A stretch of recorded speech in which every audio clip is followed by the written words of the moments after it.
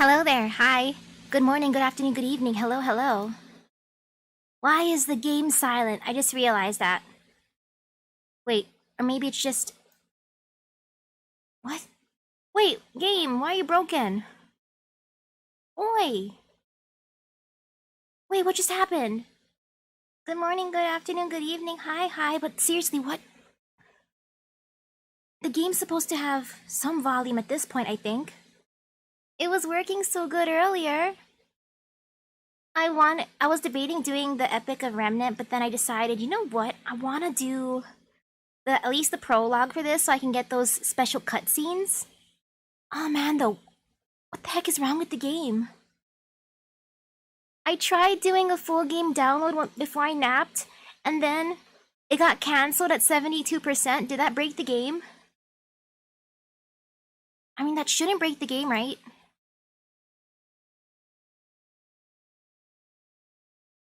Ooh, it might be better to burn AP first.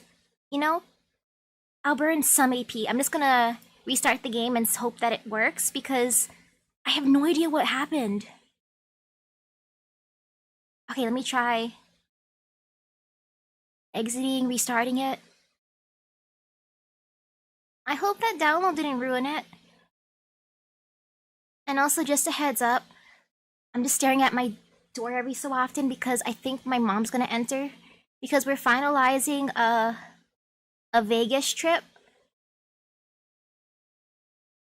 And we were talking about it earlier. She was asking me if I was fine with sleeping on the living room couch for the hotel. I'm like, I guess I can sleep in the living room couch or on the living room couch, but it feels kind of awkward. But beggars can't be choosers in my case. Should still be fine, I'm assuming. I mean, it might be a little bit awkward considering people are probably gonna walk past. People as in my family. But Hello, hello? Okay, I'm restarting the game. Let's see if it works. Why is it being so weird? Because I did warn my mom that, like, Mom, I'm planning on bringing my laptop and playing games and stuff. Are you okay with that? You're gonna hear me. She's like, I can just close the bedroom door because she's getting a bedroom. My bros are getting a bedroom. I'm on couch duty. I'm protecting us all. If anything happens, I'm the first line of defense, technically. I can hear the game. Oh yay! Restarting it did fix the volume. Oh, I'm so happy. It fixed it. It fixed it. How big is the hotel room? I'm not sure, actually. There's gonna be 2 bedrooms. I know that. 2 bedrooms. I don't know how many bathrooms. I think there might be a kitchen area, though I can't be entirely sure since I'm not the one booking it. It's my parents' timeshare. So either way, I'm pretty excited just because I wanna eat at all-you-can-eat places. I know my little brother's gonna be the one suffering the most though because I don't know what he would do. I mean, I'll invite him to go to an arcade with me, but I don't know if he's gonna, like, wanna go with me. I'll be like, hey little bro, you wanna go to an arcade? No.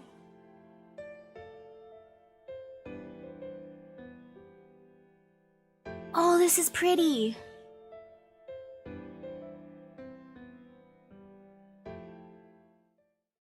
Oh, this is super pretty.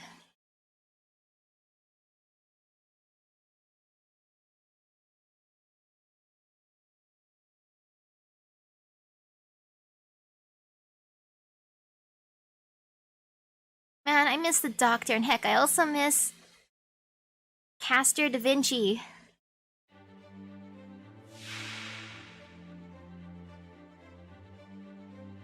They're not that scary.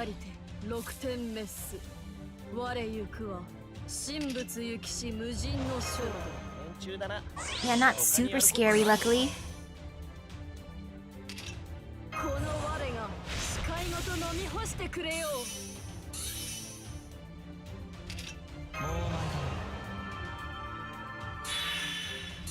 This is gonna be overkill.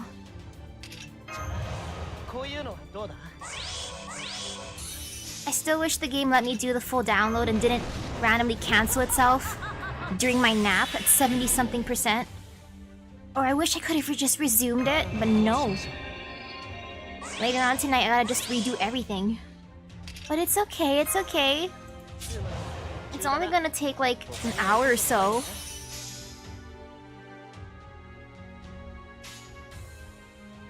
Ooh, I gotta see Fate Grand Carnival. Oh man.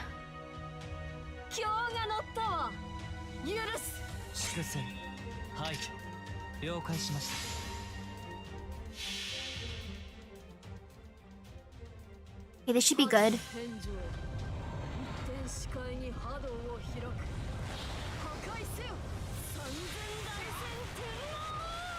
Ooh, hello, hello. Hi.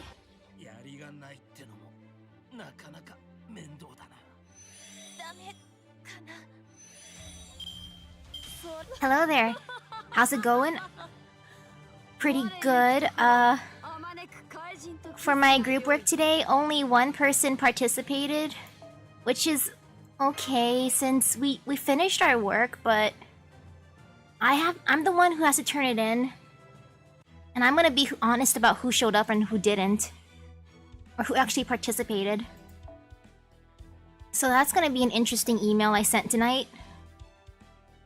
For my test that was worth 15% of my grade that I took on Tuesday, I got my score. I got 94.67, something like that. So I got an A.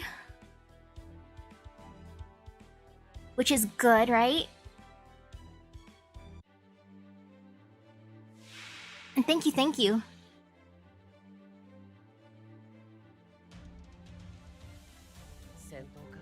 Are these fights just about me destroying all of my friends I made along my journey? Since these are all my buddies from all the singularities, do I really have to destroy them? No power of friendship?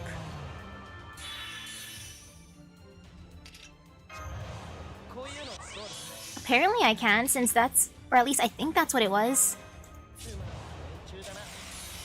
Which was kind of weird how I got, like, a really specific percentage off of my score. Which made me think, what... did I really make that bad of a mistake that you're gonna knock me off 0.30-something%? I mean, yeah.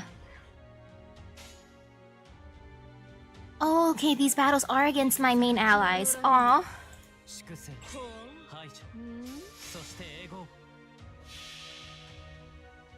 Some of my favorites. I love my Nobunaga Avenger. I love my Arjuna Berserker. I love Jason. The man, the myth, the legend. Jason Saber.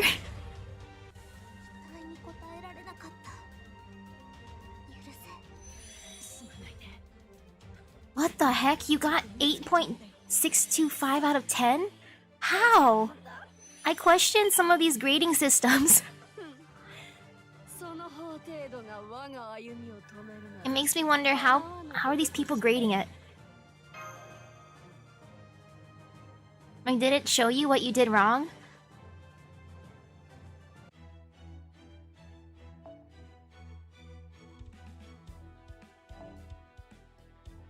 Ooh, you have level 80 Jason on your account? Nice. I'm working on making mine. He's eventually gonna be 100, eventually. He's slowly being raised.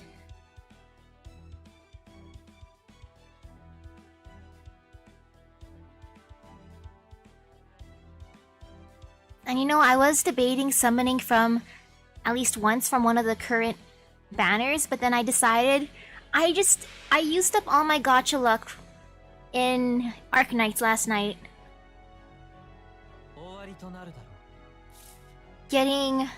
Getting spooked by Mudrock was amazing. But then I could feel all my gacha luck just draining. Mysterious Heroine X is so tempting, but no. Ooh, enjoy your food, Ray.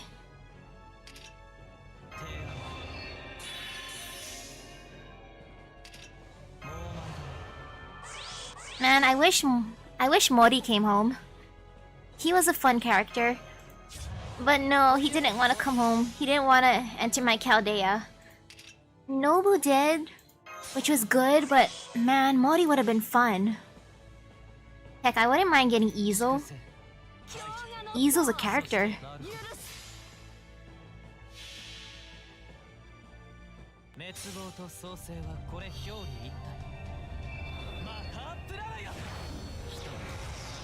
Mysterious Heroine X gets a lot of buffs. Man, that makes her so tempting, but ugh.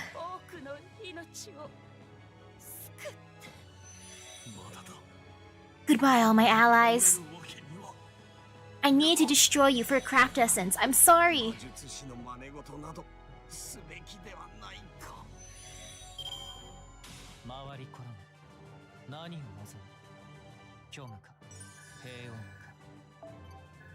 Man, my bonds are so close.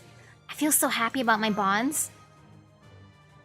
I'm so close to maxing out Nobu and Arjuna.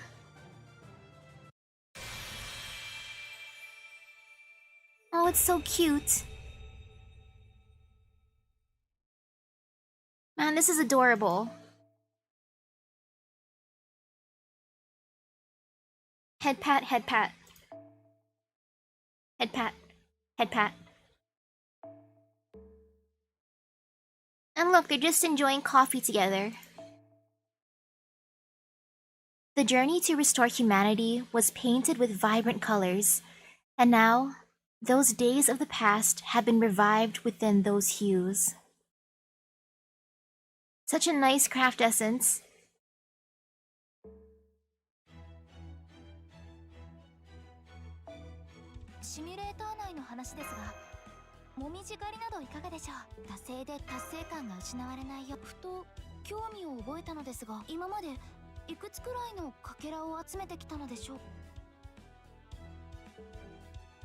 Okay, that got rid of some AP. And that should be good enough for my AP. Or maybe just one request, just in case. Prologue be long. Might as well do one of these. Just one fight.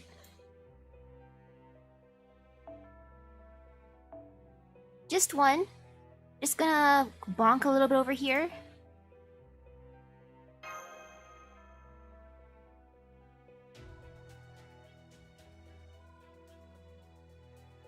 Gotta get all those Saint Quartz for Space Ishtar. I wonder how many quartz she's gonna ask for. Will she take everything? Will she be kind? I will see later. I'm hoping she'll be nice. Since I want Scotty too. I want Mama Scotty. I also need a Stalfo. A Stalfo has to come home. A Stalfo Saber. I'm gonna grail you. You're gonna become level 100. If you come to my Chaldea, I'll treat you right, boy.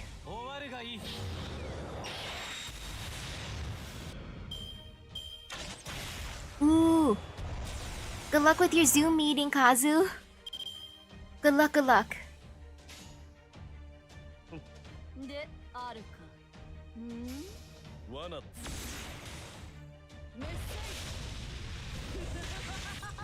Man, the sky looks so nice here. In these free quests. Look at how pretty it is. It's a pretty clear looking sky. Maybe slight clouds. But it's pretty.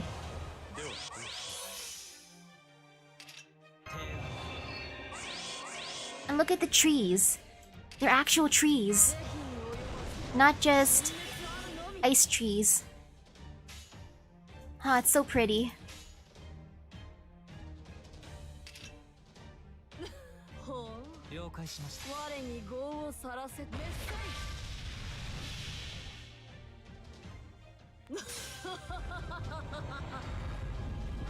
Ooh, you're happy that you got Scotty last year, Pokedude?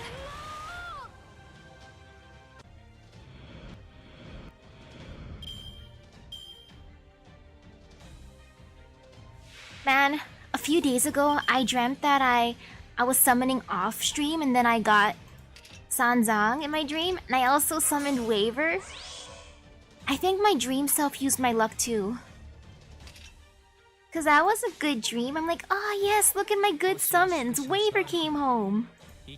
And of course, waking up, checking my game. Ah, Waver's not here. Sadness.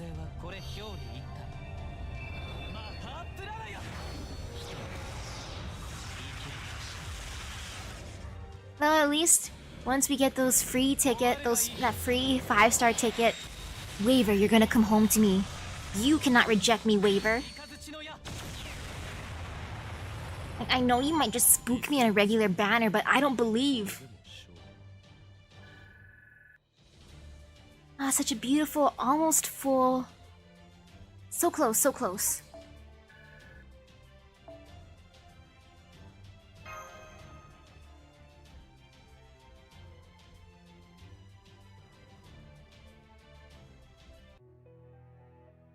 For some of the other banners, I might try at least once, but I have my main goals.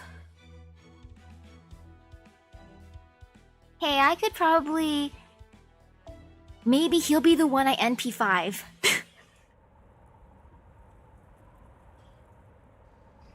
And that's when I show Merlin just how nice Waver is to me. Be like, Merlin, this could have been you! How long has it been since I left the colony of survivors? I managed to keep a log for the first 30 days, but now it just feels like I've lost the ability to keep track of time. In my defense, it's hard to count the days when we don't have nights anymore. It all blurs together. I still have no idea how things got to this point, but what I can say for sure is that somehow the sun is shining on every corner of the world at once. With everything bleached white as far as the eye can see, you get numb to time, as well as distance. My food and water are starting to run out. Once they do, that'll be it for me. At least my old motorcycle is still purring like a kitten. Good job, whoever you are, mysterious narrator. Great job that your motorcycle's working. I never expected the solar generator to work this well or for this long. It proved you can ride an old motorcycle from Australia to North America, as long as you have a surface to ride on and a solid engine.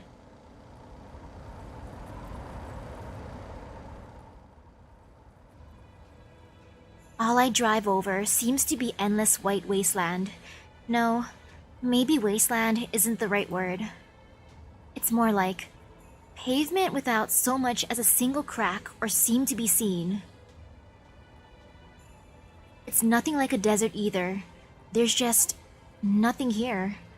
I don't even get that natural sort of austerity wastelands give off.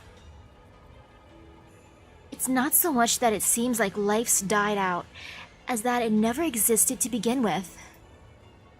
Case in point, I've not seen even a single sign of death or decay this whole time. Not a single corpse, no plants, no animals, no insects. Not so much as a microbe. This isn't a dead world, it's an empty one. There's nothing. Not even bacteria to make food spoil. It feels clean. Too clean. Never mind that last bit. I must be more tired than I thought. I'm getting overly sensitive. I can see an unnatural shape just up ahead. Probably more remnants. I think I'll rest there today. Maybe there'll even be some food left if I'm lucky. I feel so bad for this mysterious narrator.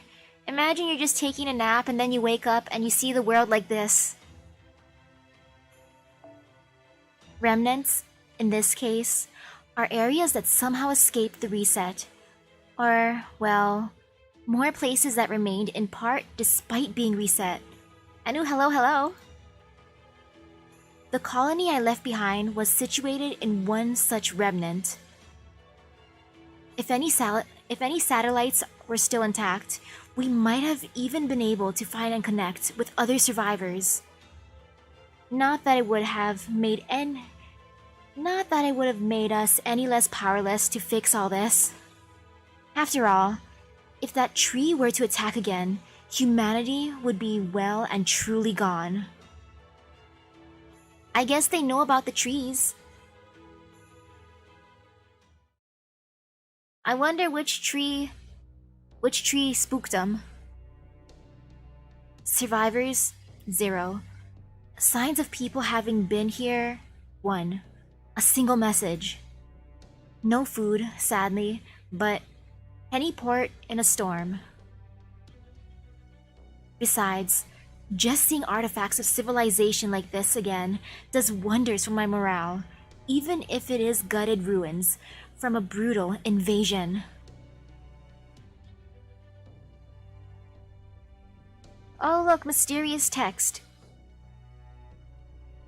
I shrug my shoulders as I sit down on what used to be a sofa. I know it's supposed to probably be like concrete, but to me, everything looks like it's made out of styrofoam. So I'm just imagining he's sitting on a styrofoam sofa. Mr. David. The shrug is just a desperate ploy to convince myself I'm calm, but strangely, it still helped. I play back the only message data to be found. It is essentially the same as all the others out there. I'm scared, I'm scared, I'm scared. Run away, run away, run away. It hurts, it hurts, it hurts. Why? No. Help me, help me, help me. Please, forgive me. There it is again. Why? Why were these people attacked? Why were they erased?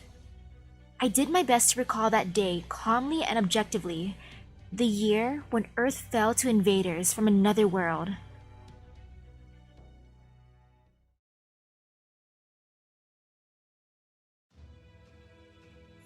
Truth be told, we had time to prepare. Maybe it was only 12 hours, but it was still time we could have used. On that New Year's Eve, we lost every satellite around the world in an instant.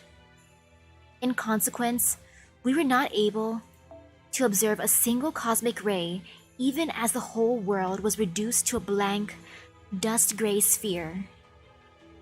I know now that it was a membrane in the sky, a dome of sorts made by the tree's branches that was placed over the entire world.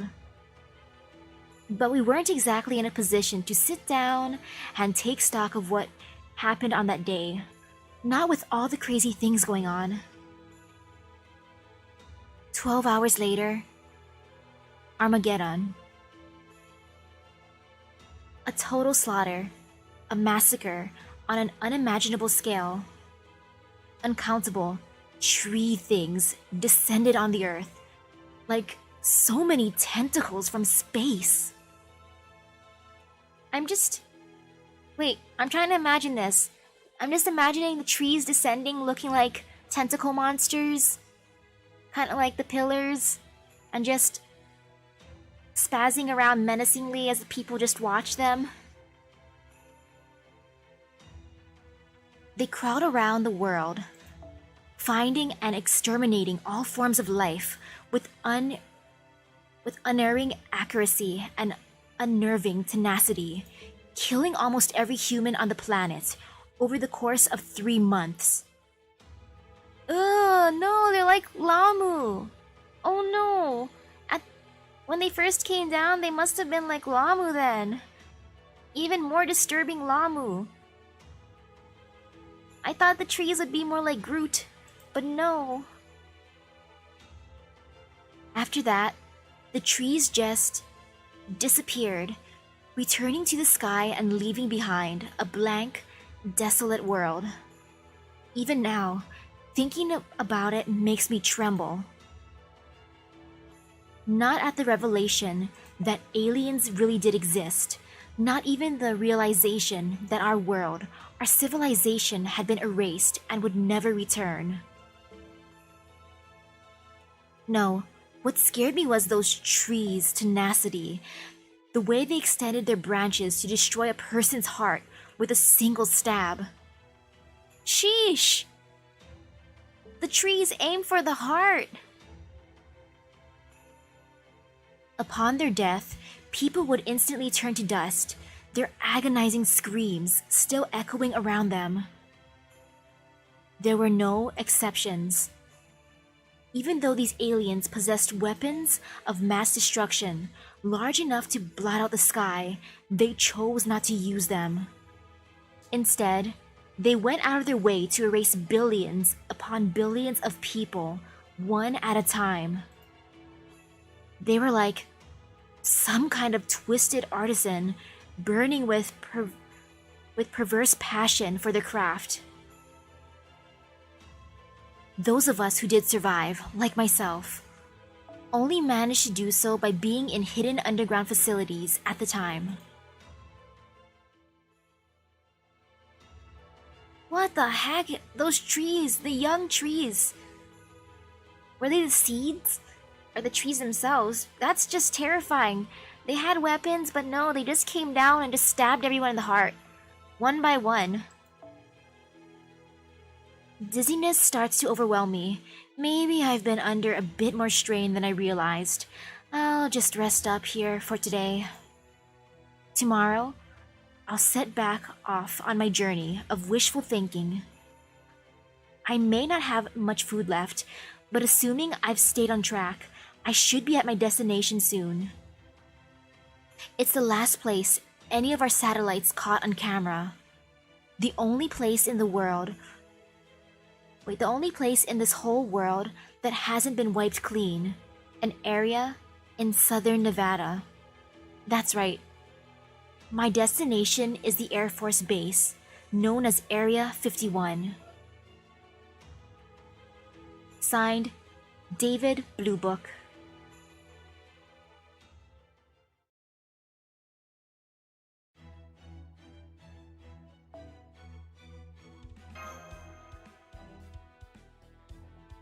Oh man, though, the scary trees. Just going around. Oh, I forgot we're underwater. We drove into the ocean. Oh, hello, hello. Hey, Steven. How was the test? I got a 94.67% or something like that. 94.6 something percent. So I think I did pretty good. That's an A. Did we drive into a whole other world when I wasn't looking? It was nothing but clear skies as far as the eye could see just a moment ago. Now, I've got an announcement of my own.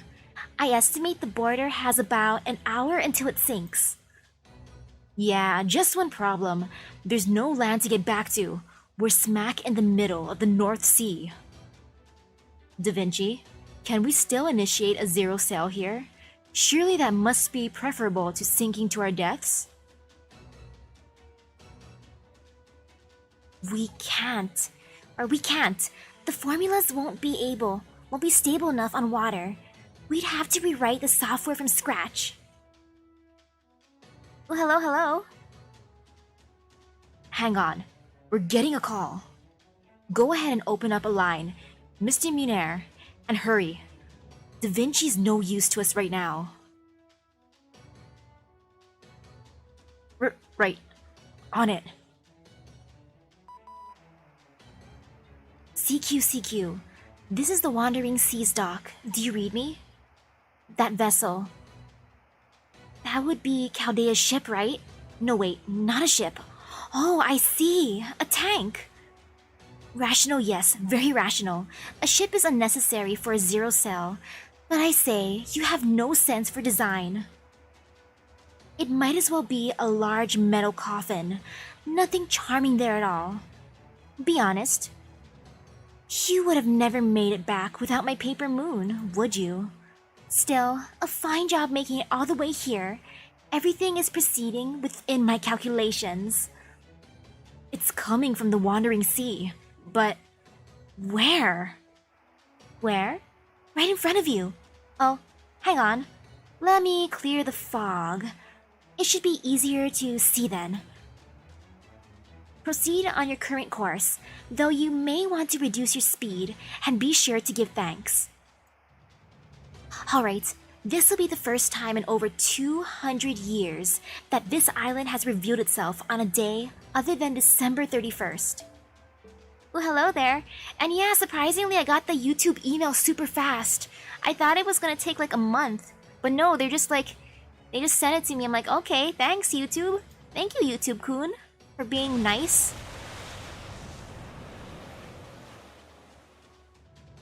Welcome to the Primordial Magecraft Workshop. The Baldenders of the Wandering Sea. My name is Sion. Sion Eltnam Silkeris. I am a Spiritron hacker who escaped the Wandering Sea. Who escaped to the Wandering Sea when I predicted that the world was about to end. I have been waiting for you.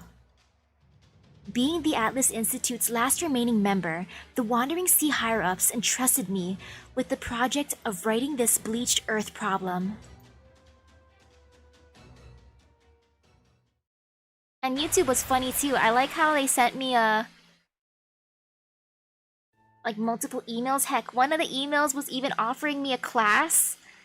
And I'm like, okay, YouTube. I mean, I appreciate the email regarding a class, but I don't want to study anymore. Okay, I know that was just a minute ago, but...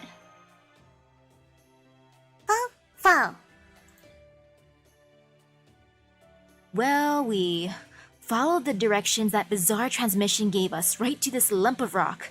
Now, can you tell me what this is about, Da Vinci? I'm glad the border isn't bobbing around like a damned cork. But have we been sinking these last few minutes, or haven't we? I had the same question. It seemed to me like the border sank underwater before it emerged on the surface. Don't look at me. I didn't do anything. Once we got to those rocks, it felt like the currents kind of carried the border the rest of the way. Looks like I tried to steer us, but the currents were just much too strong. The border sank about 40 meters, but then popped up a good 30. I think we must have gotten into the Wandering Sea from underneath, since I didn't exactly see a front door. Perhaps that is how they go about docking ships here, or how they keep ordinary ships away. Sounds right to me. I just wish she'd given us a little heads up. Then, does that mean we can go outside now? Then, does this mean we're at the Wandering Sea's dock? Can we go outside? I want to go outside.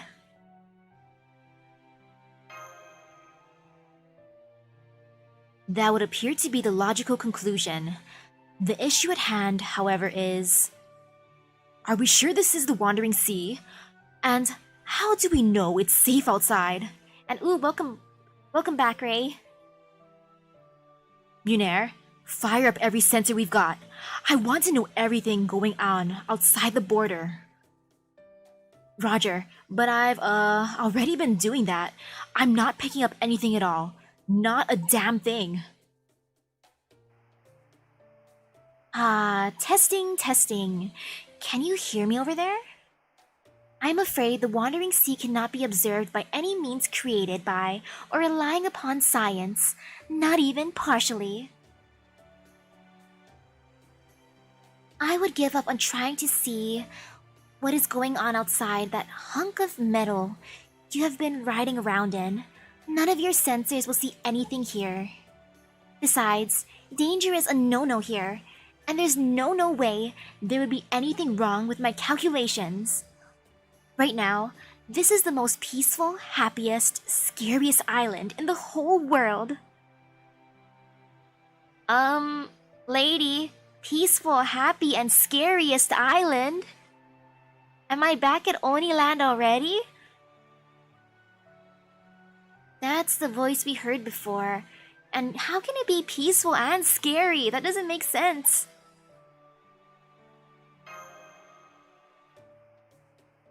At any rate, come on out, visitors. I did not open up my darling secret base today just so you could hole up in that big metal box of yours. Well, what should we do now, everyone? Since our sensors are blind, someone's gonna have to take one for the team and poke their head outside. I nominate Holmes. Agreed. You can always use your baritsu if things get dicey. Unfortunately, I'm afraid I actually can't use baritsu just yet. At this point, I dare say you could outfight me, Director. Good point. Holmes is going to need more time to recover from the injury he sustained in Scandinavia. So then, as the only combat-ready servant here, I should be the one to... Can I be the one to go up instead, Mash? I volunteer myself. Let's go say hi together, Mash. I think we'll be okay, Mash. Come on, let's go. Let's go say hi together. I volunteer myself. Right. I was just thinking the same thing, Master. Yay, we're going. Oh, Fo, are you gonna come too? Fo. Well then, I'm coming too. I'm way too curious to just stay on the border. Friend or foe, the Wandering Sea is still a mystic among mystics. No way would I pass up a chance to check out the place that still has mystics from the Age of Gods. You're better off not getting mixed up with those places if you ask me.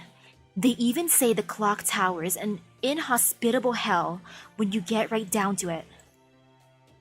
I see you plebs know your place. In your own way, you're quite right, Munair.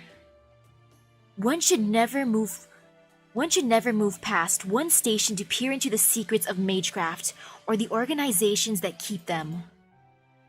The moment you do, you'll be so shocked by how vastly they overpower you that you may find yourself bedridden and half mad for a month. It's all risk and no reward. Curiosity isn't what killed the cat. It was fear. However, as we humans are not cats, it is possible to overcome those fears, much like I did. Mash Kirilite, Misaki. I hereby authorize the two of you to investigate whatever lies outside.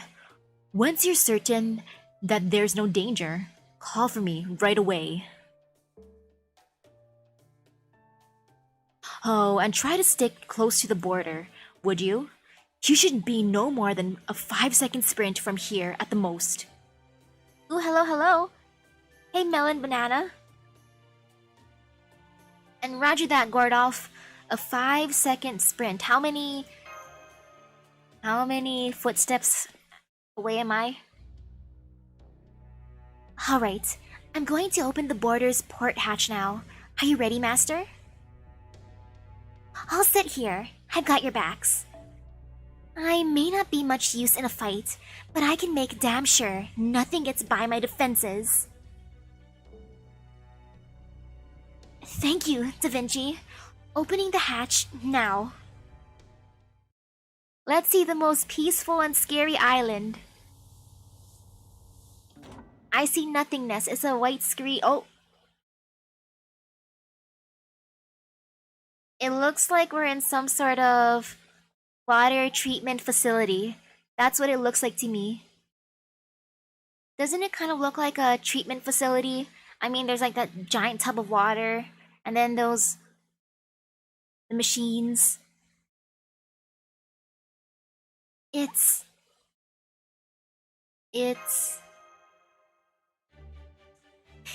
incredible! Wow! This place is amazing! Look, Mash. Look, Misaki. Oh, this is, like, top-shelf secret base stuff. It's like a picture book come to life. Whoever designed this must have been such a dummy. Such a dummy? Such a dummy? That's a good thing? Being a dummy is a good thing, Da Vinci? Thanks for the kind words. I must be doing pretty well if the great Leonardo da Vinci, famous genius and notorious problem child, would speak like that about me. Wait, is that really Da Vinci? Isn't she a little off, too girly, just a little too high spec? Hey, you there, Master Misaki.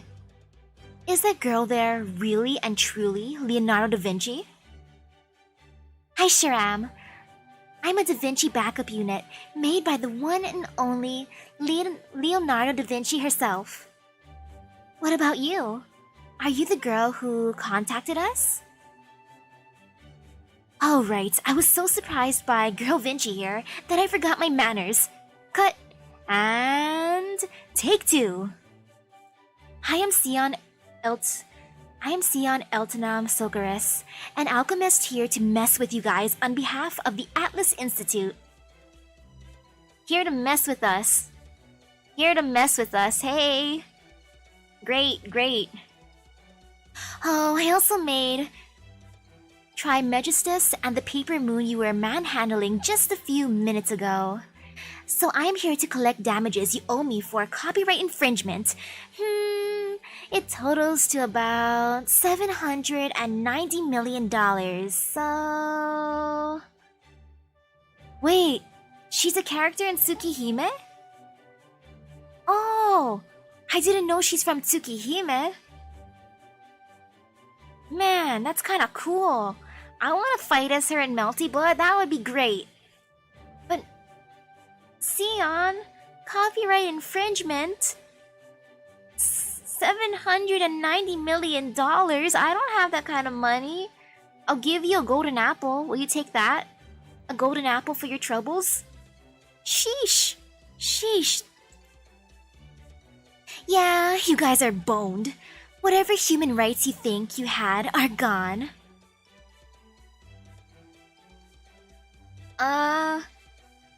I mean, I don't know how many human rights I actually had, so... Do you know what this means, Misaki? It means I own you. Lock, stock, and barrel, baby. You own me? But... Gordolf, he's the one who's in charge of Chaldea, not me. If anything, Gordolf will compensate. I'm just an innocent, oblivious, ignorant worker. Yes, I'm not the one that owes you anything, lady. Ooh, good luck for work. Good luck.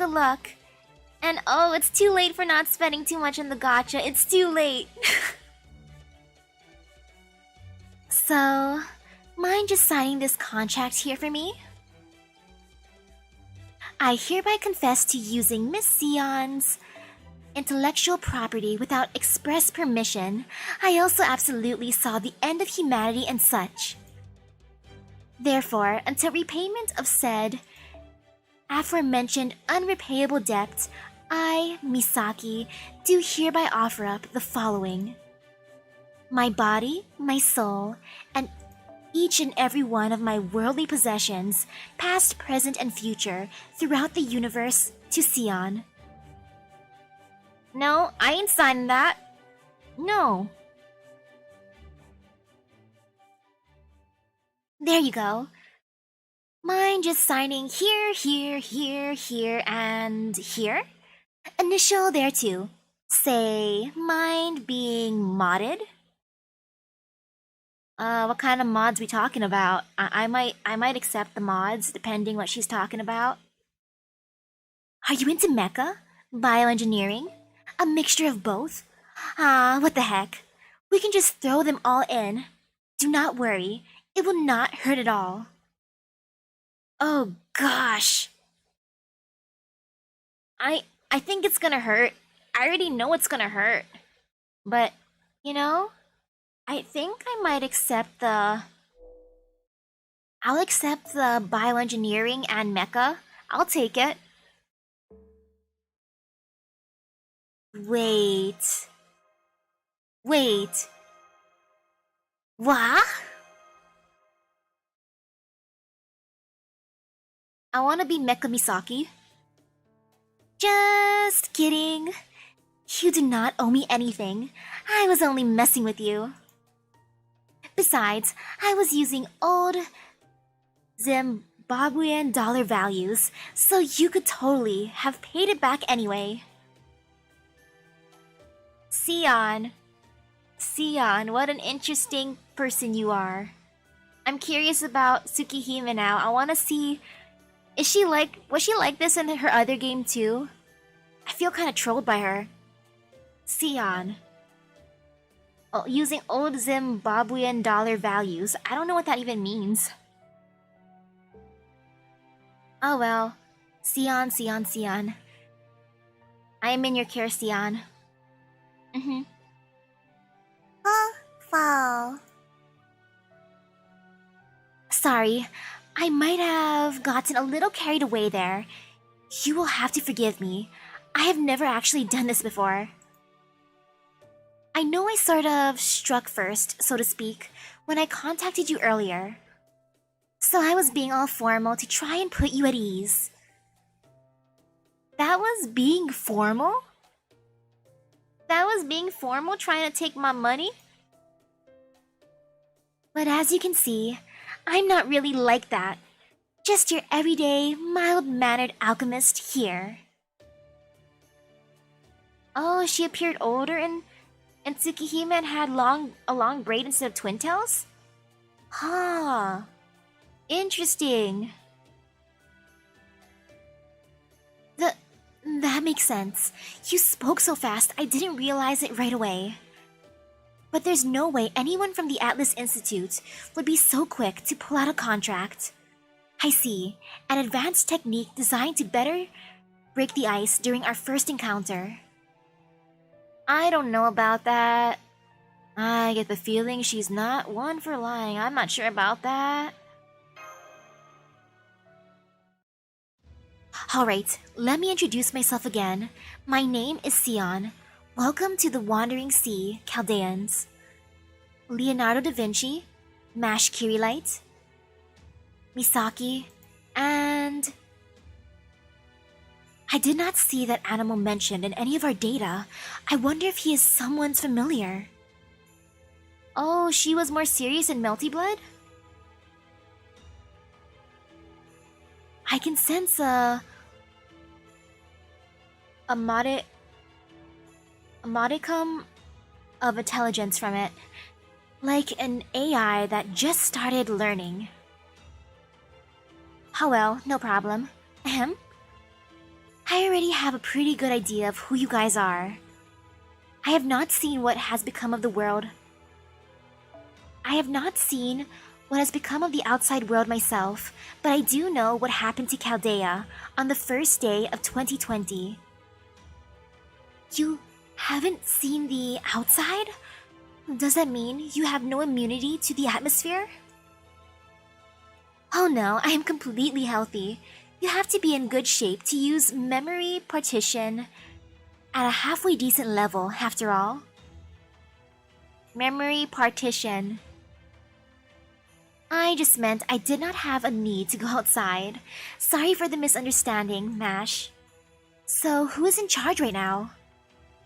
From what information I have, it should be Da Vinci here, but given she has the whole kid thing going on, I assume that is no longer the case?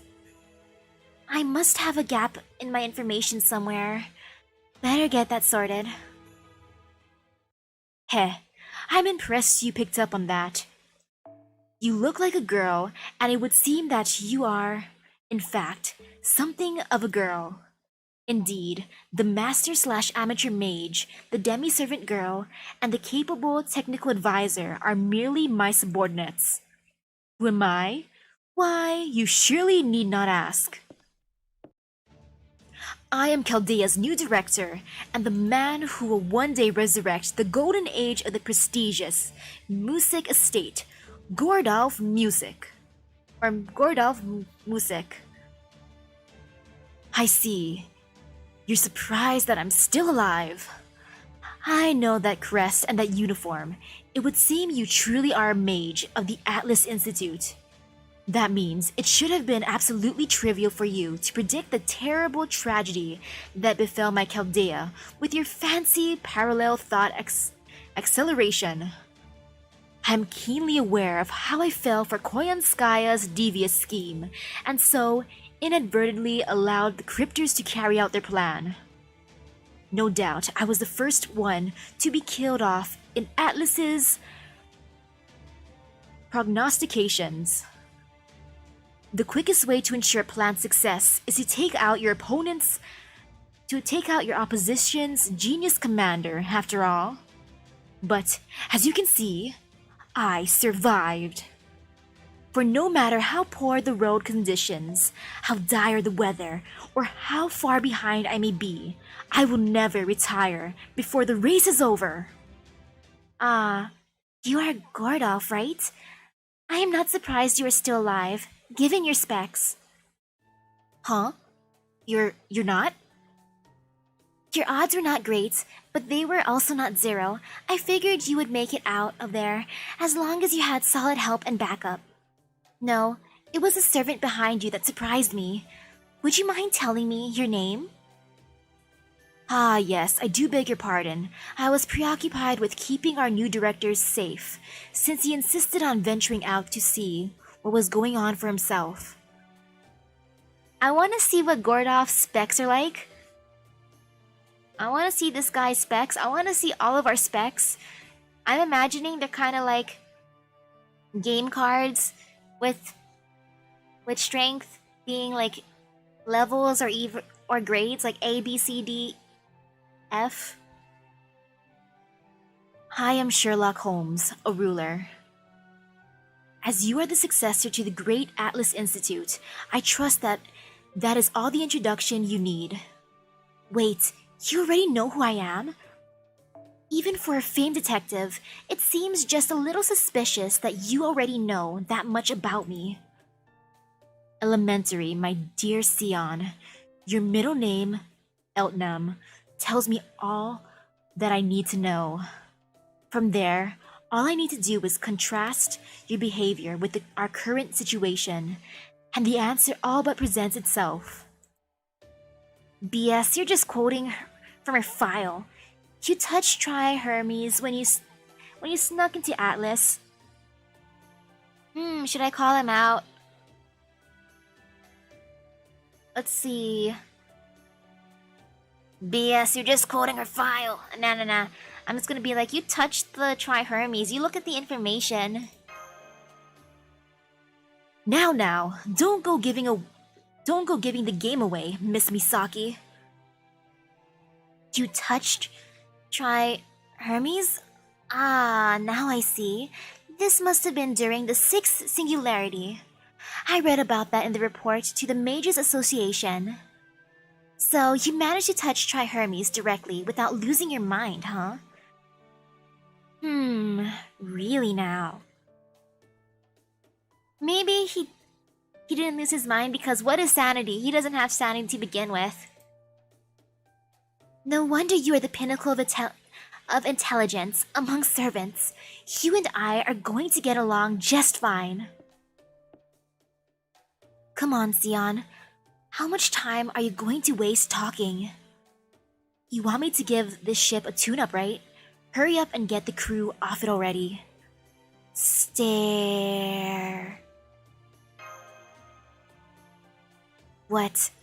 Do I have something on my face? You're kind of rude, aren't you?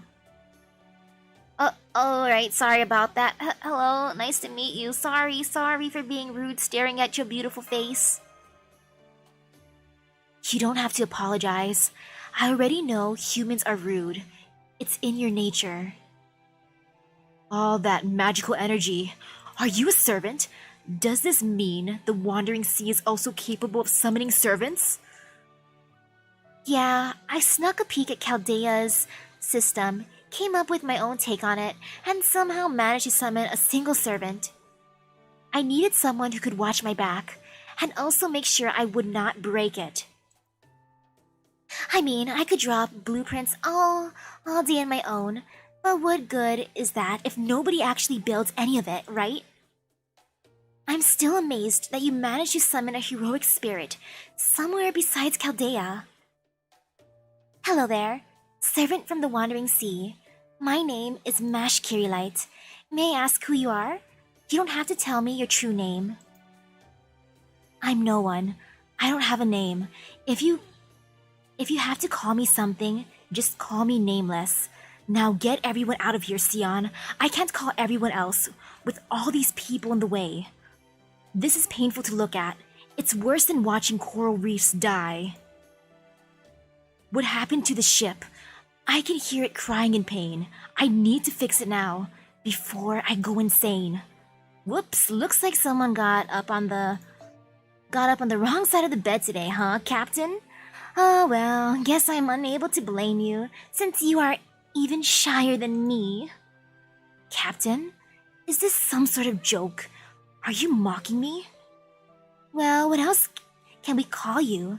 Would you prefer Prince? Fine, I guess Captain works, since we have more guests now. At least it's better than Prince.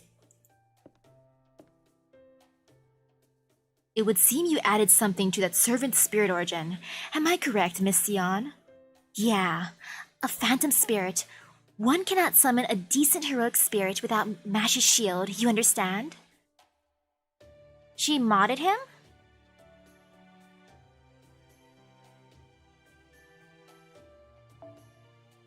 Since I was missing powerful holy relics like that, I had to make do with whatever I could scrounge together to make his spirit origin. But do not ask me to reveal his true name. That is something a servant should choose to do. Once Captain trusts you guys, I'm certain his identity will become clear.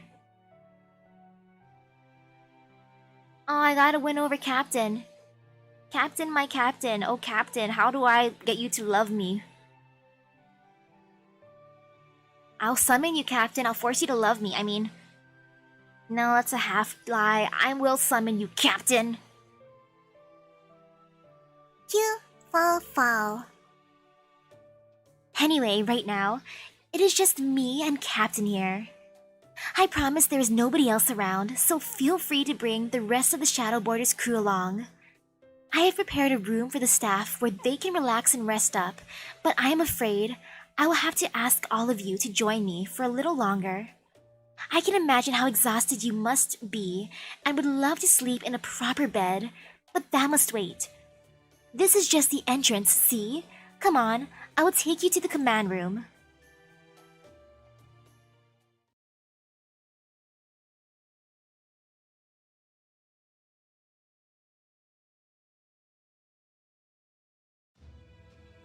Whoa. Wow. It's Chaldea's command room? But more wonky, I think? I don't remember it being this wonky looking.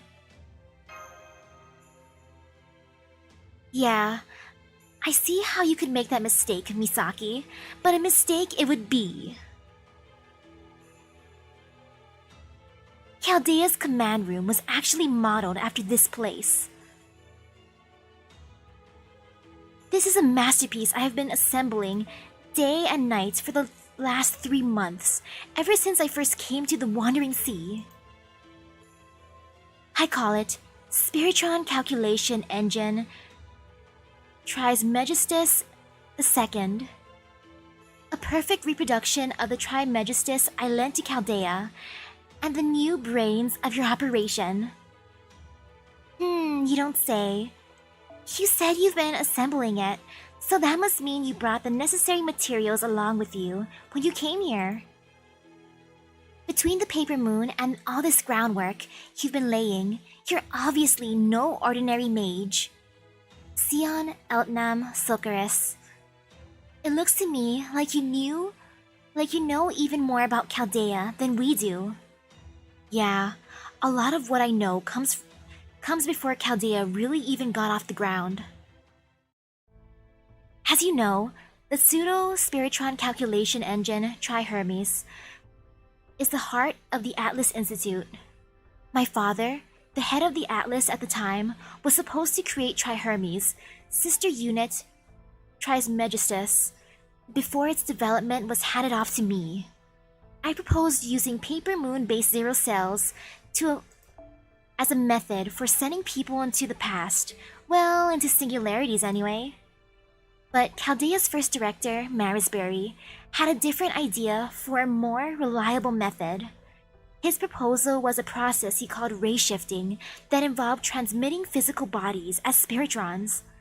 It was a more proactive approach, given that it was closer to the Atlas Institute's prognostication.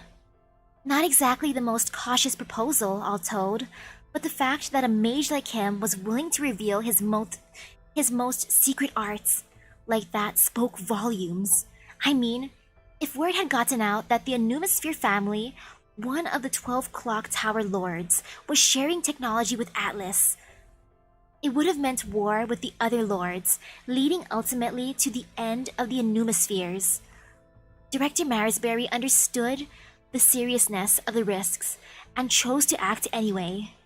So the Atlas Institute decided to accept Chaldea's request out of respect for the risks he took.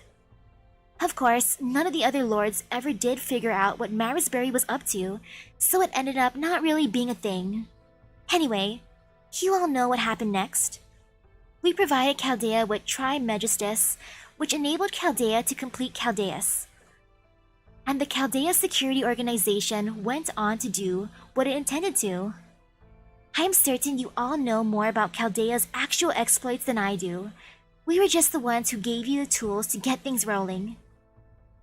Indeed, we do know about Chaldea's connection to the Atlas Institute.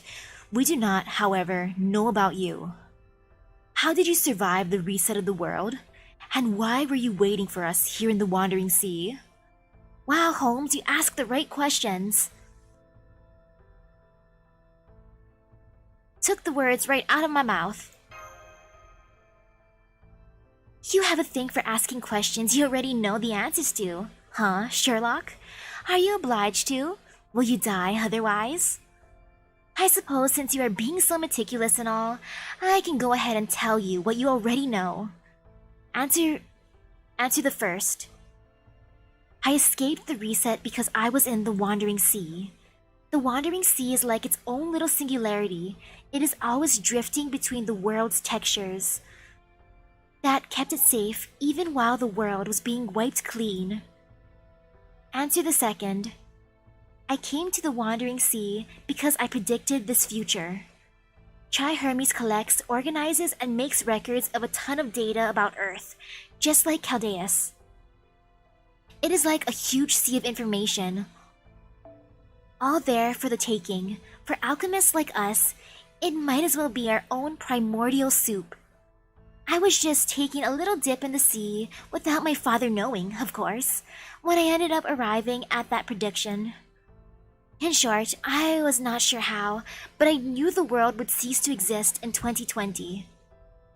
Wow, it's a good thing she was being rebellious taking a dip in the sea without her dad's permission. It was the biggest dilemma of my life, to say the least. I knew I had to do something, so I told my father about my prediction. But that theater reject excuse for great head of Atlas, told me was, I see humanity ending every day. Don't waste my time with trivialities like this. Besides, you discovered this problem, my darling Sion. Don't you think you should be the one to solve it? Really? That's what your dad said, Sion? Man, that pressure. My daughter predicted that the world would end in this year? You know what, daughter? You deal with it. Up to you, daughter. I believe in you, daughter. And that was when it really hit me just how understaffed the Atlas Institute really was. Every person there had their hands full stopping some version of the end of the world that they had seen. While I am at it, have a little bonus. Answer the third, the moment I made my decision. I know, I will go to the Wandering Sea. So I took the parts I was using to make Trismegistus II and used them to build a Hermes instead, then knocked on the Wandering Sea's front door. By doing so, I secured a safe haven for both myself and future collaborators. Two birds, one stone. I was certain that no matter how things unfolded, Chaldea was going to get knocked out of commission. It would be too important for our unknown invader. There are pretty much two ways the world can end, gradually and suddenly. Usually things would go gradually, progressing in stages until the lights go out, so to speak. There are leaders all around the world doing their best to identify those scenarios and keep them at bay. Meanwhile, the sudden types are like traffic accidents, where everything happens all at once. Nothing much one can do, no matter how smart. For that sort of thing, race shifting was all we had to fight back. And what is happening right now, with the world bleached white thanks to invaders from outer space, is no exception. Thus, anyone meticulous enough to put together a plan like this would never overlook Chaldea, seeing as you were the only ones capable of race shifting. I certainly would not. If I were trying to destroy Earth, Chaldea would be right at the top of my hit list. In fact, taking it out would be my opening move. Sorry, I should have kept that to myself. So even though I had a base to fight back from, there still was not anything I could do on my own. I mean, I did not know who was attacking or how they would do it. So really, the only thing I could do was put my trust in you guys. If these invader things saw you as that big of a threat, I was sure you could prove that there was a reason for that. I knew you would survive, and you would not give up, no matter how bad things got. So knowing that you would fight back, my task got a lot simpler. I would make you a new base.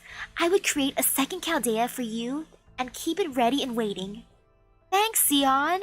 You made me a home. Thank you, Sion. That was really the only answer I could come up with at the time.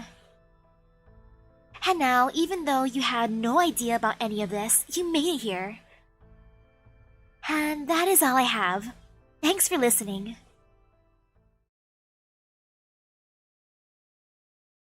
So you really believed in us. So you really have been waiting for us. You believed.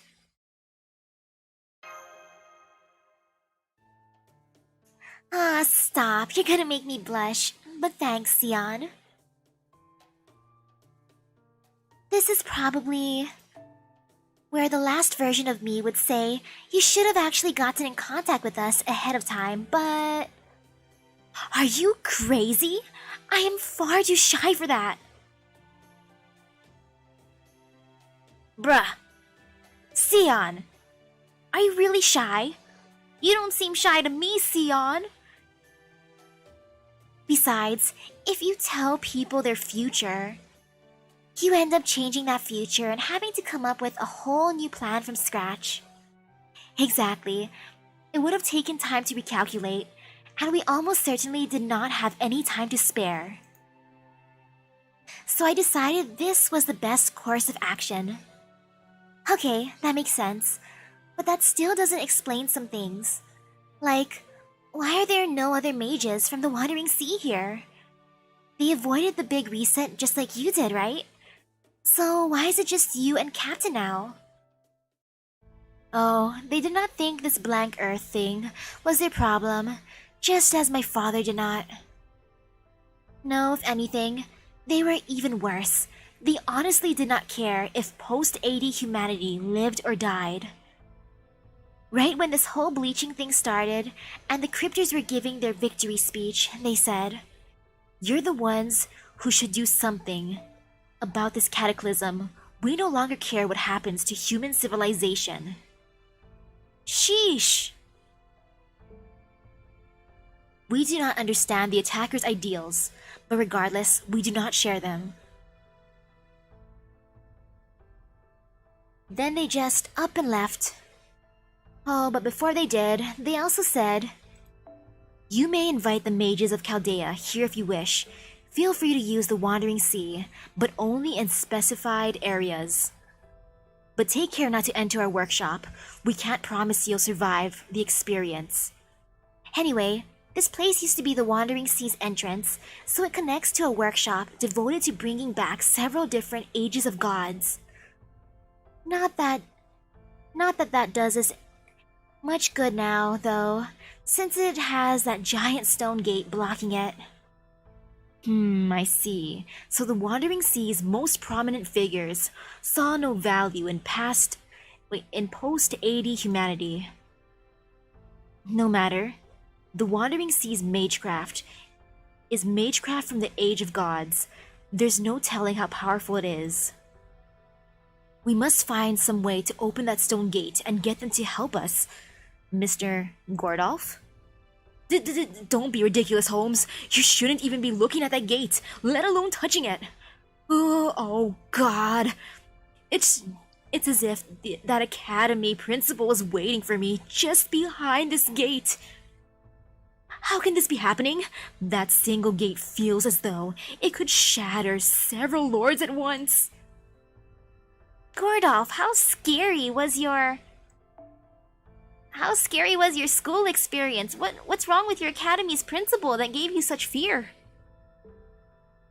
I don't know what he's on about, but he's clearly more terrified than I've ever seen him. So it may be best if we leave that gate alone. The last thing we need right now is making more enemies. The first order of business is to get the shadow border repaired. As long as we have a working ship, we can leave the Wandering Sea behind whenever we want. I appreciate the offer, Sion, but I'll handle the border's repairs myself. We don't want to impose on...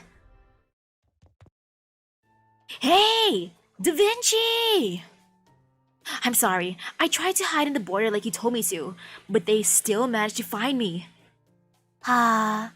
So much for our last bit of insurance. How did you screw up this time, Yunair? How could they have found that room when I'm the only one who even knew it existed?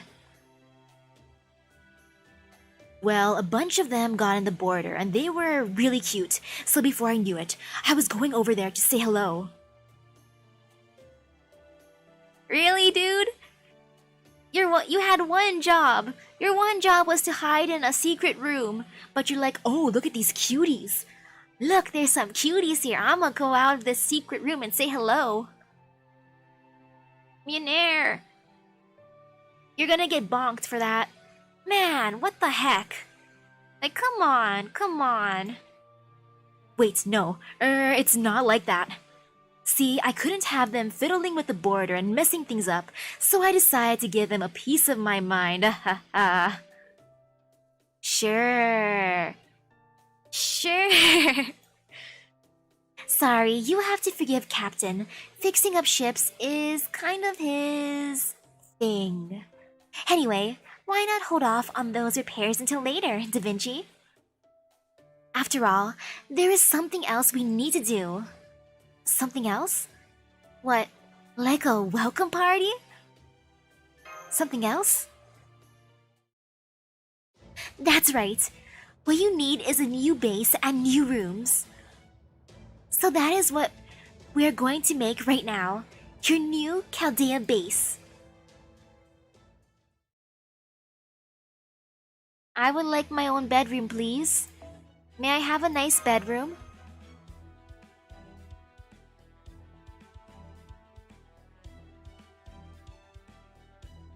May I also have food? I would like some food, please, and a bedroom. Maybe a nice shower. I don't know how clean I am after adventuring so much. I mean, maybe there's spells to keep me clean, but...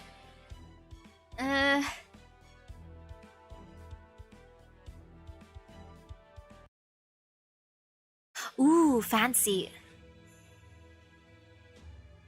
I am afraid so. Skahakskadi has been defeated, and her Tree of Emptiness is gone, taking the Scandinavian Lostbelt with it. Tragically, Ophelia didn't make it either.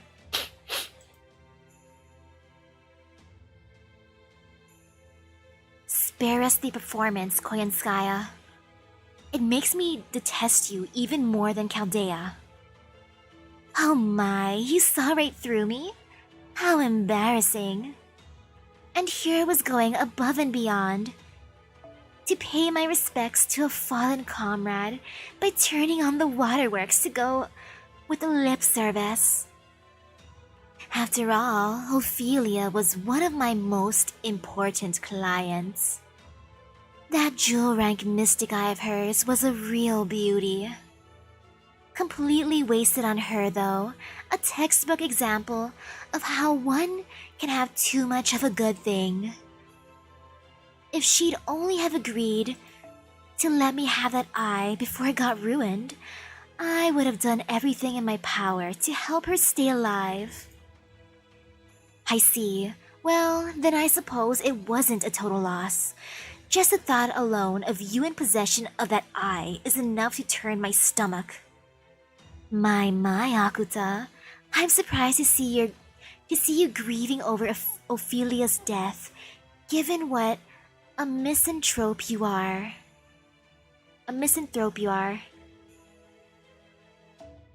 Is this one of those don't know what you've got till it's gone things? Or were you always secretly fond of her? Not that it is any comfort to her either way. See, the thing about friendships between girls is it's all about supporting each other, just as long as there is something in it for them. It doesn't matter how much she might have disliked me. I was at least there for her, once in a while. I actually tried to help her with her problems, but all you did was sit back and watch. So where do you get off suddenly acting like she was so precious to you? You didn't do anything, so you don't get to say anything. Isn't that common sense in human society? Maybe you wouldn't have forgotten that if you hadn't shut yourself away all the time. How dare you talk to me like that, you dirty little fox! Alright, that's enough, girls. Save it for after we've all been wiped out, okay? Come on, Akuta, honey. You've worked so hard to keep your face as emotionless as possible. Don't let all that effort go to waste. I'm surprised to hear you being so straightforward too, Koyanskaya. You usually play your cards much closer to the chest. I guess it just goes to show how much Ophelia's death really hurt the two of you. Ooh, wonderful. I love seeing the men trying to act all cool and stoic, pretending like it doesn't bother them. Look at us sharing our thoughts and feelings about the dearly departed. It's almost like a real funeral. Stop that. I don't have any words of condolence for her. I only came here to report on my Lostbelt. I've done that, so I'll be leaving now. Pepe? Krishtaria? Just to be clear, I want nothing at all to do with that fox woman. She's not good for anything but toppling nations. Don't you dare send her to my Lostbelt, not even by accident. Apparently he chose that name for himself. I like the name he chose, Pepperoncino. Pepe. Damn, she really did just up and leave. Whatever happened to teamwork, huh? You sure about this, Wodime? Koyanskaya's not the only reason Akuta was pissed. She's furious at the loss of Russia and Scandinavia. If Koyanskaya hadn't given her an easier target, she'd probably have taken her rage out on me. I can almost hear her berating me for being useless, and she'd have every right to. You know, now that you mention it, I think somebody ought to. Why not me? I mean, sure, it's great you made it back here alive after Russia got taken out and all. You're one of us. But here's a question. Why are you alive, Kadok? It was your servant who wrecked Chaldea, right? They ought to hate you more than any of us. And here you are, without even a scratch. How the hell does that work? Are they seriously that freaking stupid? Or maybe you're thinking about changing sides?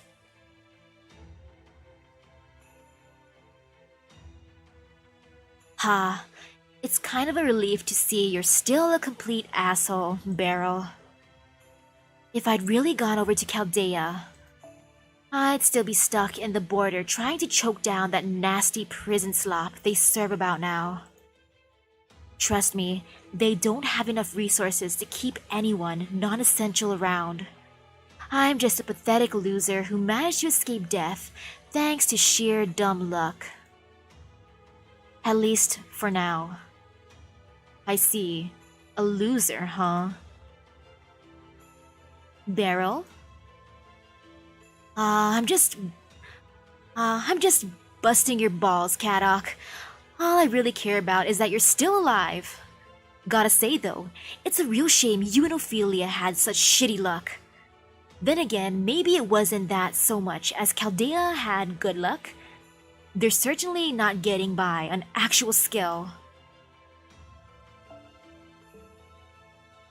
I really can't get my head around their idiot master still being alive. How the hell does a third-rate amateur like that keep walking away unscathed? Ooh, hello, hello. And wow, what a great time to come to when Beryl is saying that he's busting Kadok's balls. What a great time to come to a stream. Perfect quote. Hehe.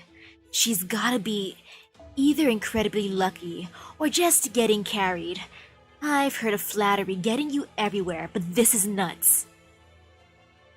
Yeah, I'm getting carried by my servants and friend servants. Well, don't forget that her defenses are perfect. Mash is her servant after all. It only makes sense that a shielder would ensure her master is protected. Well, so Mash has been keeping her safe, huh? Now I'm even more jealous. Imagine getting to play hero while hiding behind a piece of ass like that. Beryl, I can't wait to bonk you, Beryl. Jeez, Beryl, you ain't getting near my Mash. Get away, Beryl. Yeah, all the dots are right. If we take Koyanskaya's report at face value, then I have no choice but to agree. David, what do you think of the master of Chaldea? Good question. It's hard to believe she made it this far. As a rule, people going off to war must bring a proven weapon. This isn't something they do to protect themselves or even to accomplish their mission. They simply do it because they are incapable of moving forward without the assurance that they are able to fight. And yet, the Master of Chaldea continues to fight while fully aware she has no weapon to call her own. She either has no sense of danger whatsoever, or nothing. There's no other possible explanation. Yeah, Beryl's profile was skipped over when Da Vinci gave me that description of the Crypters, but there was a thing about Beryl trying to sneak into the ICU for reasons that they did not state, which Mash was in, right? It's like, what are you trying to do to Mash, you creepy Beryl? Bottom of the barrel, Beryl? She's a total joke of a mage. Hell, she doesn't even really deserve to be called a mage. The only thing she can do is rely on Chaldea's mystic codes to convert her life energy into magical energy for her servants. And since there's no way to do that over a distance, she has to be as close as possible to her servants to manage even that much. She has no way of defending herself, and she's too stupid to command her servants from a safe zone like we can. So she's only got one choice, and that's standing on the front lines like a goddamn moron. And trust me, she's trying like hell to keep from pissing herself the whole time.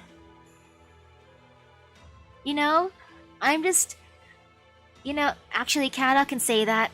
I wonder if Kadok described how I was riding a golem on the shoulder of a golem to fight his Lostbelt's king. Do you think he mentioned that part to everyone? I saw the Master of Chaldea riding a golem into battle. The Master of Chaldea is insane. Riding on a golem's shoulder, commanding her servants from the front line. What a dum-dum! And then he's salty because I rode the golem, not him.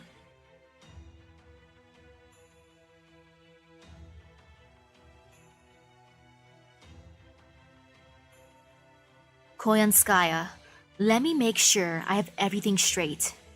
You say that Chaldea didn't defeat Ophelia, but rather she sacrificed her life on her own accord. You also say that in order to stop Surtur, the fiery king of giants, the one hiding in the Scandinavian Lostbelt before he could trigger Ragnarok, she used her serious light and acted not as a Crypter, but simply as Ophelia. Exactly, Lord Kristaria. She abandoned her responsibilities as a Crypter. Damn, seriously? What a twist! Guess that means your ass got dumped, Wodime. Man, she was so into you too. See, this is why I can't stand chicks. You just can't trust them. Well, Wodime, you could have made your move on your lady, but no. Surtur was going after her too, also Napoleon. I confess, I am disappointed. An overestimation of her abilities. Scandinavia was a peaceful Lostbelt after all, that she could not control even such a place. Oh, that reminds me, Kristaria. I actually have a little question of my own.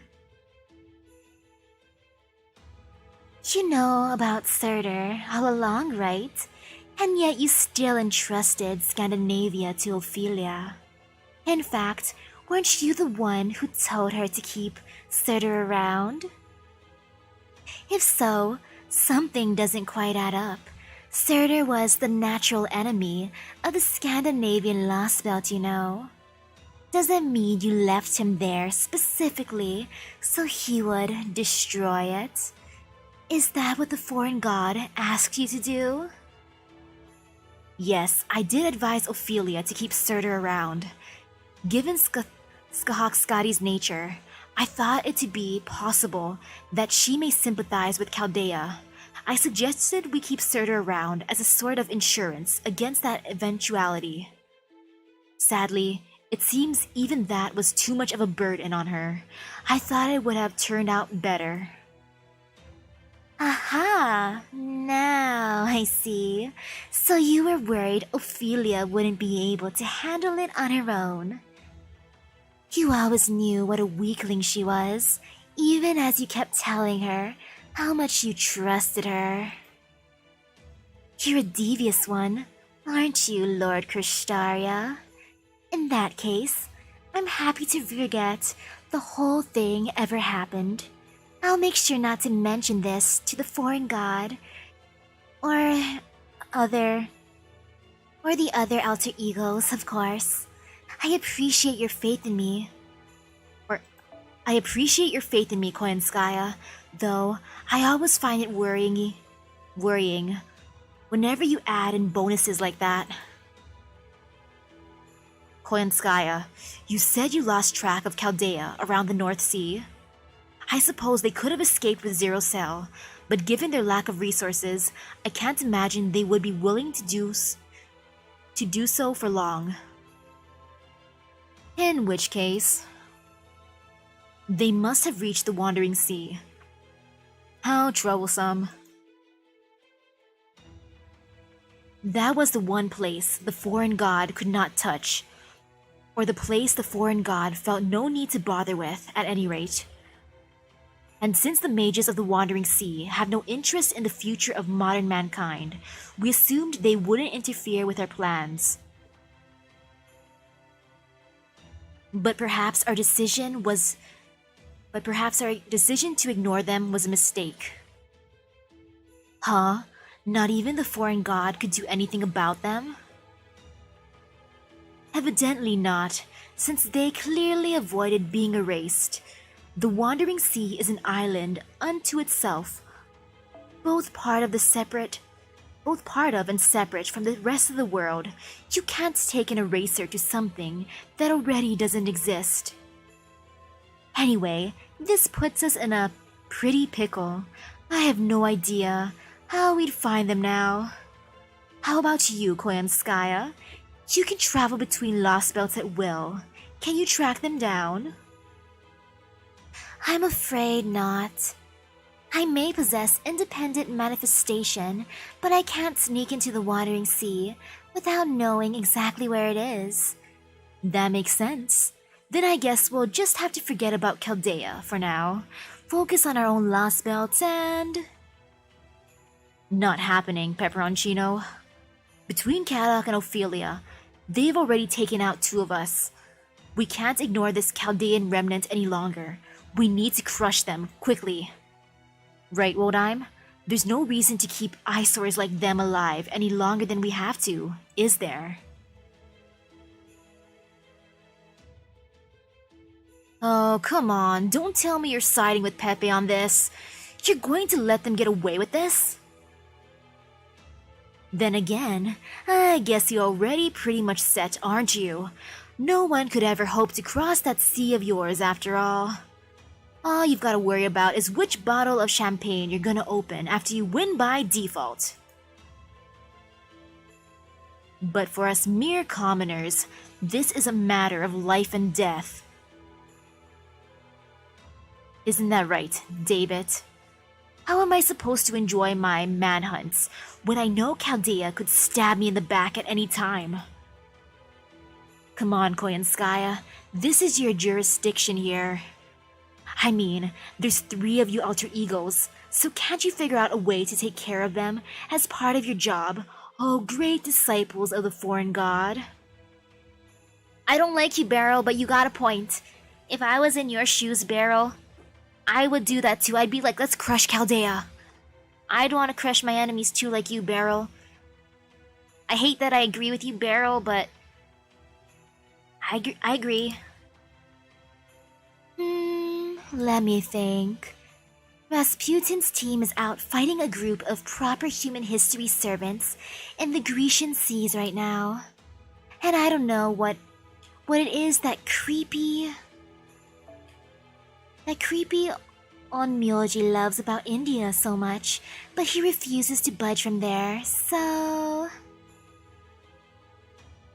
I guess I have to handle this one myself, even though it's not in my contract. So you want me to get rid of those pesky Chaldeans for you? Oh, alright.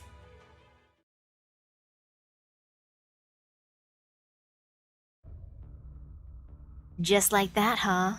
Can you really pull it off? I mean, I thought you just said you couldn't sneak into the Wandering Sea. Oh, don't worry about that. We pros have our ways. That said, eliminating all of them is going to be one expensive job. I doubt you could afford it. So I trust you won't mind if I take a more cost-effective measure. Oh, what you have in mind? The important thing is to neutralize the threat Chaldea poses, right? Won't be a problem. They only have one master to spare, after all. So you just sit tight while I go assassinate her before anyone even notices I'm there. No thank you. This is a smart plan. Barrow and Koyanskaya. That is smart, but no thank you. Looks like Koyanskaya's warped away again. You really think she went to the Wandering Sea? Considering that neither the foreign god nor the disciples have been able to locate it, I have difficulty imagining even Koyanskaya will be able to infiltrate it anytime soon. Ooh, hello, hello. Though, knowing her as I do, I expect she must have some sort of plan to reach her destination. Shit, she can actually warp to the Wandering Sea? And I was just screwing with her! Guess it really does never hurt to ask. But also, where can I get that kind of warping juju? 'Cause hot damn! Anyway, I know she'll make good of her word. I also like her pick of going the assassination route. Guess I'd better make sure I stay on her good side from now on. That way, I know I'll have a ticket out of my Lostbelt if everything goes to shit. Why so pessimistic, Beryl? Is your Lostbelt really that horrid? Let's just say it's all going to plan. Right, Woldheim? Oops, I've said too much. Time to go. Later, Kadok. You enjoy that Greek nightlife since you've got nothing to do but live it up. Oh, and save me a few drinks. If I screw up too, we can have a loser's night out on the town.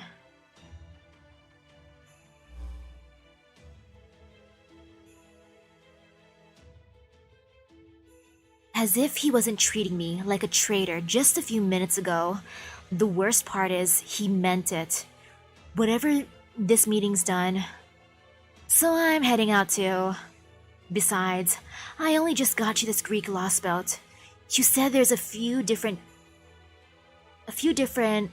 polis here, right? I'm gonna check them out while I heal up.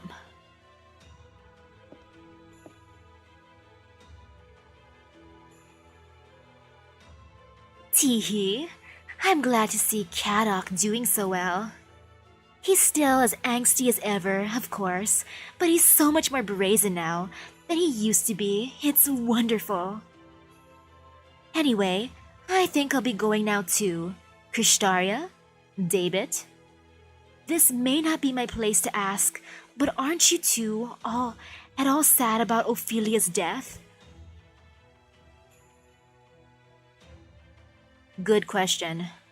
I can't say I've spent much time giving Ophelia any real thought from the beginning. But for what it's worth, I do feel her loss.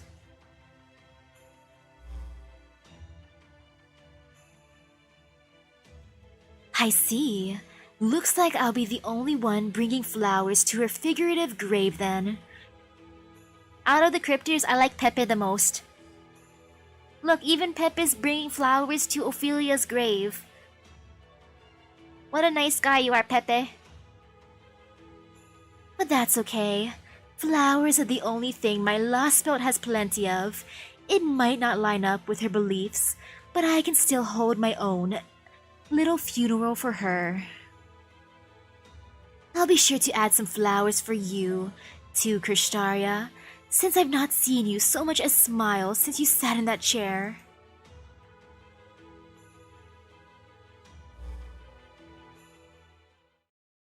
That sounds pretty though, his Lostbelt has flowers. Your indefatigable positivity never ceases to impress me, Pepe. I'm lucky to have you around, but you needn't concern yourself with me. Losing the Scandinavian Lostbelt is no more than a minor setback. That we no longer have Surtur as a failsafe if things take a turn for the worse was a strategic loss, however. Still, if there's anything I regret... Ophelia, we only knew each other for a few years, but I knew you were a kind and gentle woman at heart. Did you see me as some sort of great figure? Bruh, she had a crush on you! She had a crush on you, Kristaria. Did he really not know she had a crush on him? She couldn't sense it? And oh yeah, I'm gonna meet Pepe next after Lostbelt 3. Pepe! Join my team, Pepe. I'll adopt you, Pepe. Ooh, good luck at school, Lord Knight. Good luck, good luck. I will strive to live up to that. I will end proper human history in order to write a new one and build new truth in its wake.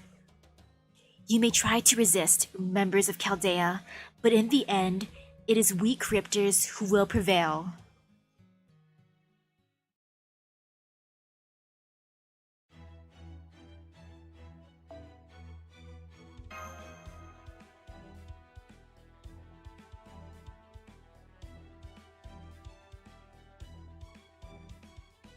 That's so funny though how Woldheim's like, did Ophelia see me as a great figure? Did she really? It's like, dude, she wanted to hold your hand. Sure, she saw you as a great figure, but she wanted to hold your hand. You know what that means. 2 weeks after docking at the Wandering Sea. And yes, I got my lovely Avenger Nobu. She's level 100. And she's almost max bond. Oh, peace sign? Or peace sign? Peace sign upside down? Oh.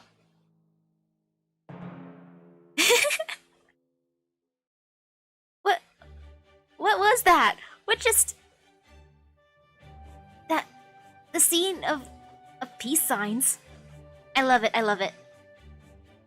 As you can see, I did my best to recreate Chaldea right here in the Wandering Sea.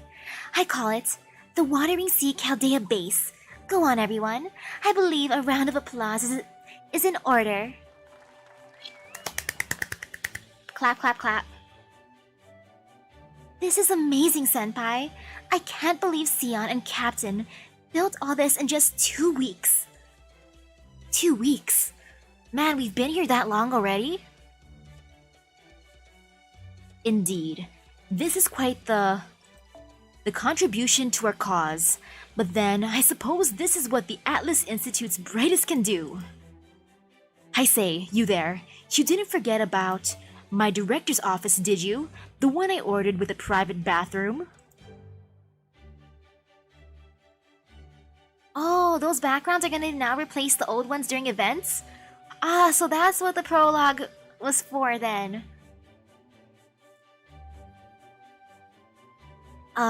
Wait. You are the director? Yes, that's right. I am the captain of the ship, so to speak. I asked for 3 things: a gorgeous director's office, a stylish operations room, and a German-style kitchen. What's a German-style kitchen? This command room should suffice for operations, and I already verified that the kitchen is up to snuff, but I haven't seen my director's office anywhere. I presume she took my importance and safety into consideration and made it a secure hidden room? That sort of initiative goes a long way with me. You will have a lot to look forward to when it comes to your starting salary now that you're my employ. That you're in my employ. Crap. I used an empty warehouse for that. Hey, an empty warehouse is good. I'll take an empty warehouse as my base. I see. So you use an empty warehouse for my office's entrance, eh? I commend you for arranging such an elaborate disguise. Gordolf, you're in denial now. You have a little office in the closet. I'm just imagining like a boiler room and an office, or a boiler room with a desk and chair. Or maybe not even a desk, maybe a foldable table with a foldable chair. But I must say, passing through a warehouse whenever I enter or leave my room sounds like a bother. Tell me, Captain, how would you feel if that were your quarters? Alright, you've convinced me. Anything worth doing's worth doing right. Sion, I'm heading out on another job. I have to make sure everything is perfect. I guess our first servant summoning with Chaldea's spirit origin graph will have to wait then. Ahem. Misaki, Mash, Sir Gordolf, staff members. And of course, the two servants, Da Vinci and Sir Holmes. Let me first congratulate you on a job well done with all you've accomplished these past 2 weeks. As you saw when you first got here, the Wandering Sea is not exactly the most accommodating place. But that all changes today. From now on, you will each have your own private rooms, no more sharing one big communal space. We also have a cafeteria now, which should be serving proper food starting tomorrow. Starting tomorrow? And yes, a rundown, barely used, scummy bathroom next to a hot water heater and a few flies is Gordolf's new office for now. But Captain's nice. Captain's gonna make him a nice office. At least Captain was cool about it. Though, it's been 2 weeks since we were there and Captain didn't even know Gordolf was in charge. I'm surprised. I have been living on supplements and artificial blood for a long time now, so building a cafeteria was a novel experience for me. Wait, she's been eating supplements and artificial blood? Sion, are you a vampire? Why do you need artificial blood to eat? What happened to you, Sion? Oh, so she is a vampire. Okay. Yeah. Wait a second. Do I have to pay Sion in blood? I don't want to offer my blood. Sorry, Sion, but it's my blood. I think I need it. Now then, I think it is time for the first Chaldea Atlas joint strategy meeting. But first, do you know what the Atlas Institute is, or would you like a refresher? I'll take that refresher, please. Right, you just sit back and enjoy this info reel I worked up for you. What's the Atlas Institute, you ask? An excellent question, Miss Misaki. It is an institute of alchemists, built in the Atlas Mountains of Egypt. It's also known as the Titan's Pit. It's one of the 3 branches of the Mages Association, dealing with accumulation and measurement. Their alchemy is not at all like alchemy as you may know it. The kind that became mainstream in the Middle Ages. They are the progenitors of magecraft, focused on investigating the principles of the world. While they are certainly mages, I understand that their magical circuits are rather paltry. Consequently, they do not rely on magical energy to learn the mysteries of the world, instead using a great number of tools. In a way, these tools evolved similarly to scientific progress. They treated pseudo-spiritrons, souls, as energy that could be observed and manipulated. This led to homunculi, life forms that possess magical circuits. We have no need to become the strongest. We simply have to create the strongest tool. Oh, speaking of Halloween-themed events, do you know if this year they're gonna have a pumpkin carving contest? Since I was looking at the 2020 and 2019 pumpkin carving entries earlier today just for fun, and I was thinking, if they have one this year, I want to enter. Assuming I can get my hands on a nice pumpkin. I could make an appointment to visit a pumpkin patch. Or I can hope that a store has a nice pumpkin in stock for me that's not super expensive. Since I don't want to pay big prices for a pumpkin and tools.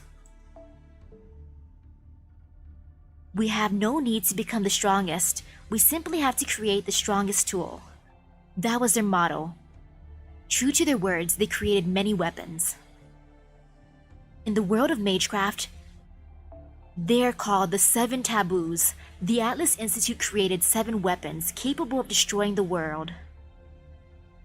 Ooh, so they might?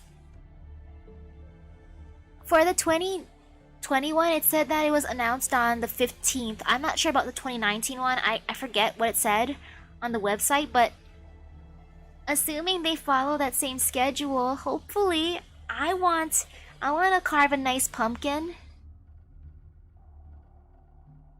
I hope I can do that. I want to try. Though I've only ever made silly pumpkin faces, you know, the geometric ones? With like a missing tooth. Realizing that they had reached their limits, they sealed them away. There are still many theories about why they decided to build such weapons in the first place. The director of the Atlas Institute was given the title Atlasia. I saw a wall plate on the way here. It said, Zepia Eltnam Atlasia. She was likely the last director.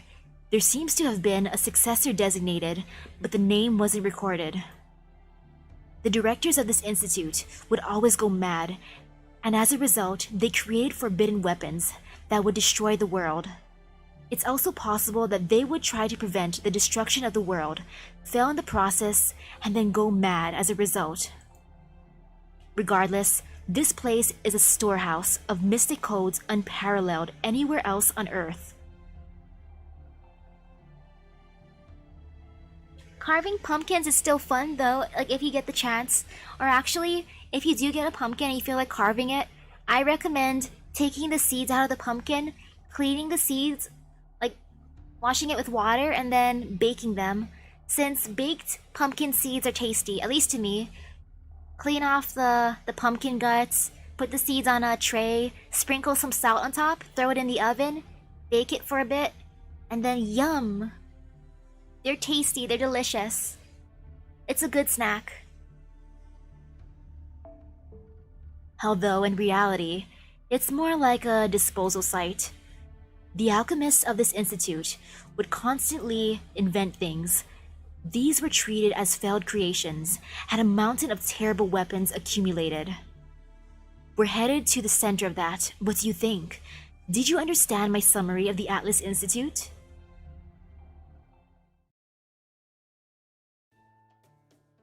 May I say something before we begin deliberations, Miss Sion? Apart from the fact that you are a survivor of the Atlas Institute, we still know very little about you. For example, what is your motive here? Why are you helping us? Why? I am not sure I know how to answer that. I mean, when you are faced with a problem, you work to solve it, right? And as far as this particular problem goes, you people of Chaldea are essential to the solution. I thought that was why we decided to join forces and become friends. Wait, does this mean I was the only one who thought that? You're right. I'm sorry, I should have been more considerate. Of course we're friends, Sion, of course. You gave me a home. I know you said that you're gonna take money from me, but it's okay. We are? Great. Then we can get down to business. My apologies. I let my cautious nature get the better of me. I should have remembered that the Atlas alchemists are not motivated by personal gain. Their sole desire has always been solving problems. I do beg your pardon, Miss Sion. Please rest assured that I am delighted to have gained such a capable ally. Right then, shall we get down to business? I went ahead and skimmed through your logs. From the day Chaldea was attacked, until you ended up here.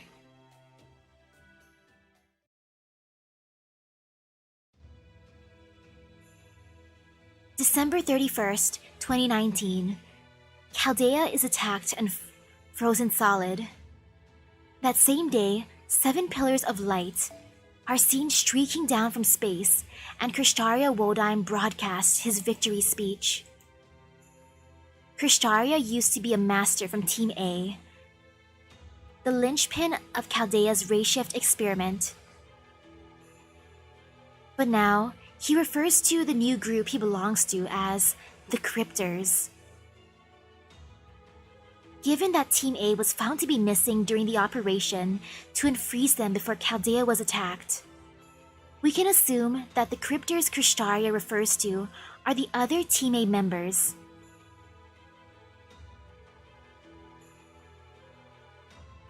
As for all of you, you undertook a zero cell in the Shadow Border in order to escape the Oprichniki.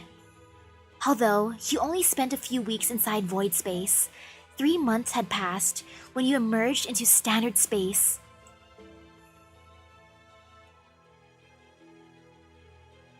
To do so, the Border had to rely on your sole connection to Standard Space at the time, the Oprichniki.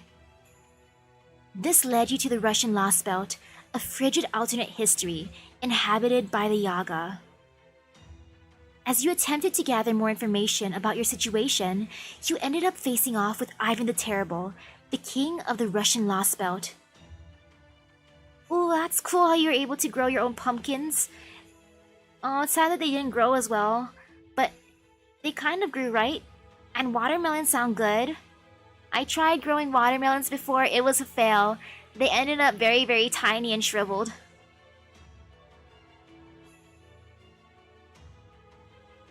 You then managed to cut down Orochi, the tree of emptiness that had taken root there.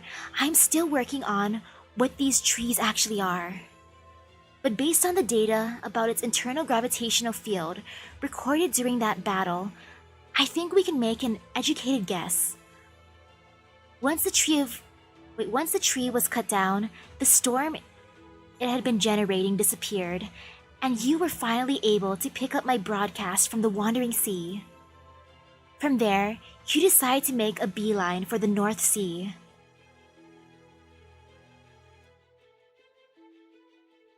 But on the way, you ran into another obstacle. The Scandinavian Lostbelt, a history stuck in perpetual twilight after Ragnarok went awry. I was assuming that I could grow watermelon since I could grow, what is the name? What is daikon? Daikon in English? Radish? The daikon radish? That could grow in the backyard nicely. So I was assuming other things could, but at least I know I can get daikon and aloe vera.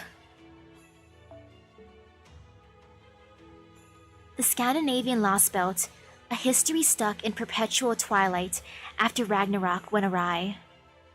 When I first saw you had lost the paper moon, I might have maybe screamed a little bit, and it was very unbecoming of an Eltnam.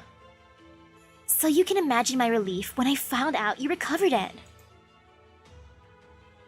You then went on to face Skahak, the king of the Scandinavian Lostbelt, and were able to cut down its tree of emptiness, Sombrero, an impressive track record. After that, a battered and damaged Shadow Border finally arrived at the North Sea and made its way inside the Wandering Sea.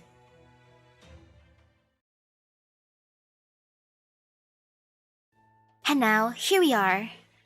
Did I get all that right? Do you have logs other than the ones on the border? Yes, that's alright. Now that I think about it, first one, that's right. Ooh, tomatoes and peanuts growing? Nice. I missed having a lilikoi branch, a lilikoi vine, passion fruit vine. It was the best, I loved it. But then my parents made me get rid of it since it grew like a weed. It attacked the house. It was climbing up the walls and I'm like, yes, plant, grow, expand, explode. My precious vine. But no. So you have been inside 2 of the Lostbelts now and experienced their differences from proper human history for yourselves.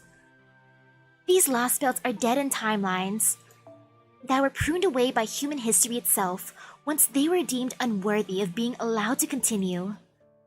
For example, The Russian Lostbelt diverged from proper human history in the year AD 1570, and it seems that each Lostbelt to appear on Earth has continued from its point of historical divergence onto the present day. However, just because a Lostbelt may have diverged from further back in the past does not necessarily mean it is stronger. A Lostbelt's strength, or that really, is not so much a matter of its age, but of how much it differs from proper human history. The Yaga may have been physically different from mankind, but their lifestyle and culture were still carried over from proper human history. By contrast, the people in Scandinavia may have led peaceful lives, but their society was essentially being kept on life support. So given what we know from those two, I decided to come up with a metric we could use to rank and compare the Lostbelts. I call it their Lostbelt depth. The greater the Lostbelt depth, the more strongly it refutes proper human history. Lostbelt depth. So what was the Lostbelt depth of the two we've seen so far? Magical squirrels bringing nice peanut plants to you. I went ahead and assigned preliminary Lostbelt depth rankings for all 7 of the Lostbelts. Thanks, Sion, for ranking everything already. Oh yeah, this makes it nice and clear. You Atlas Institute people really do work fast. As you can see, there are 3 Lostbelts in Europe, 2 in Asia, and 1 in South America, and 1 in the middle of the Atlantic.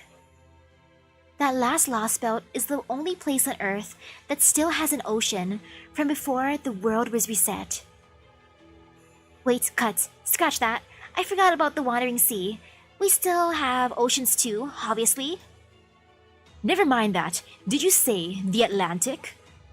There can't possibly be a Lostbelt in the middle of the Atlantic.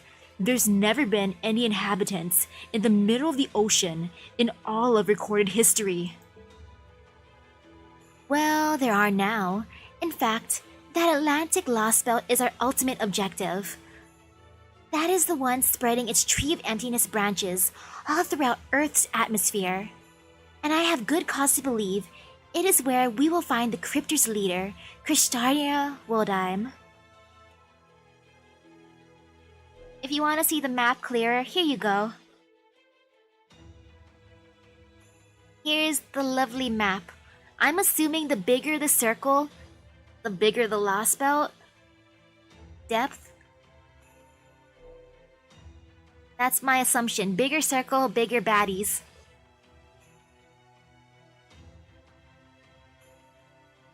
And I have good cause to believe it is where we will find the Crypters leader, Crypters Woldheim. An Atlantic Lostbelt, huh? In that case, there's only one place I could imagine it could be. Do you think it's really possible, Holmes? This sort of thing is your forte, isn't it? She said there was 7 places in total, though we bonked 2. I can't speak with complete certainty, but if what you are thinking is correct, we will certainly have our work cut out for us. For one thing, we have no means of getting there, as the border is simply incapable of making such a long sea voyage. But there is another, more immediate difficulty. If there truly is a civilization in the Atlantic, it will be much, much older than any of the 4 great civilizations. It will have existed since prehistoric days, a robust, stable world that will have had over 12,000 years to develop. Come now, man. Don't wimp out on me now. If this Lostbelt is the greatest immediate threat to us, not to mention Woldheim's home base, it is our duty to take the fight to him. The other Lostbelts can wait. We should be on our way to the Atlantic even as we speak. I recommend that course of action as well. Unlike Russia and Scandinavia, the storm walls bordering the Lostbelt in China and India are not expanding, so there should be no danger in leaving them for a while. As for the Lostbelt in Britain and South America, Trismegistus calculates an extremely high probability that they will both self-destruct if left to their own devices. I have not been able to get a proper reading on the British Lostbelt's depth, but that is just another sign that it is a poor fit for this world. I have been unable to confirm what is going on in there, but compared to proper human history and the foundation of humanity, it is pretty clear that humanity in there is on the verge of collapse. So it is reasonable to assume that mankind in the British Lostbelt will go extinct within the span of months rather than years. Though I do wonder why the British Lostbelt is the only one surrounded by a wall of light rather than storms. We saw that on the border too, and came to the conclusion that it'd be best for us to stay away from the British Isles.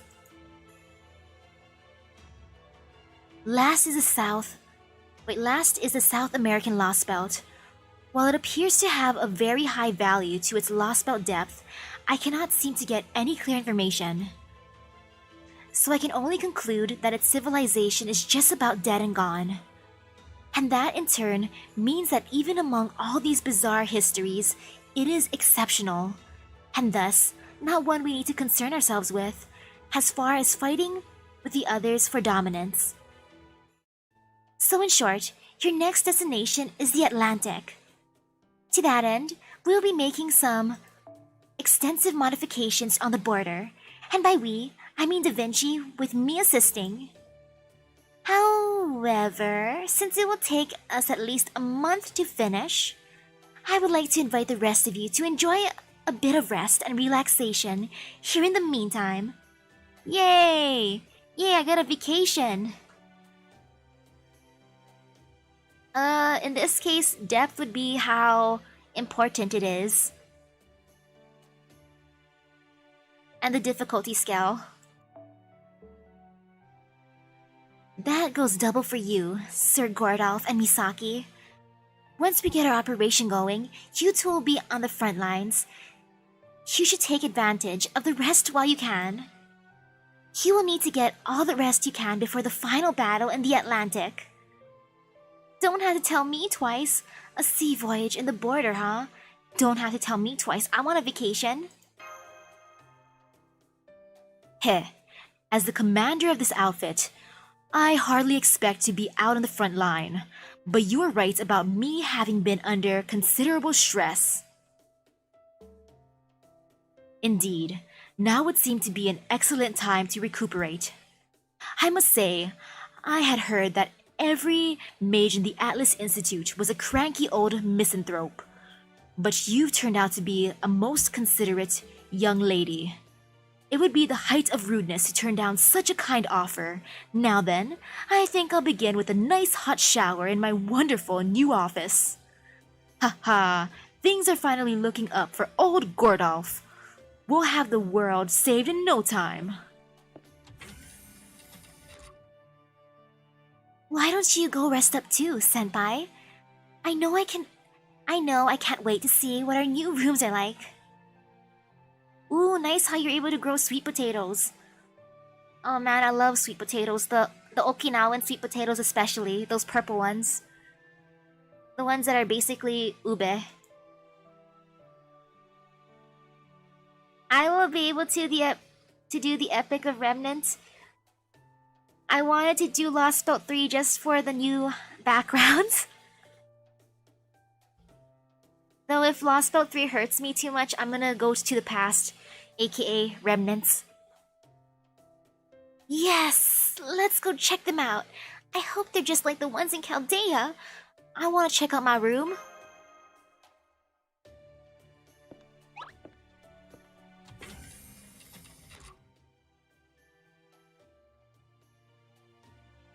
man, I'm kind of jealous. But if anyone deserves some free time, it's those two. Anyway, how about us, Sion? Are we going to keep going with the meeting? I should warn you, even you might have a hard time modifying the border. Good point. Your designs appear to be similar to magecraft from the Middle Ages, while mine are based on cutting-edge alchemy. We could well end up having incompatible design philosophies. But never mind that. Oh, they're both gonna appear in the event stories now? Sion too? I mean, I could understand Da Vinci and Gordolf, but Sion... But never mind that. Truthfully, I am much more interested in that exoskeleton. I think you called it the Ortonax? Mash's own spirit origin tuning is perfect, but the Ortonax still has a long way to go. I imagine it is pretty difficult for Mash to fight in that. Am I wrong? Well, yeah.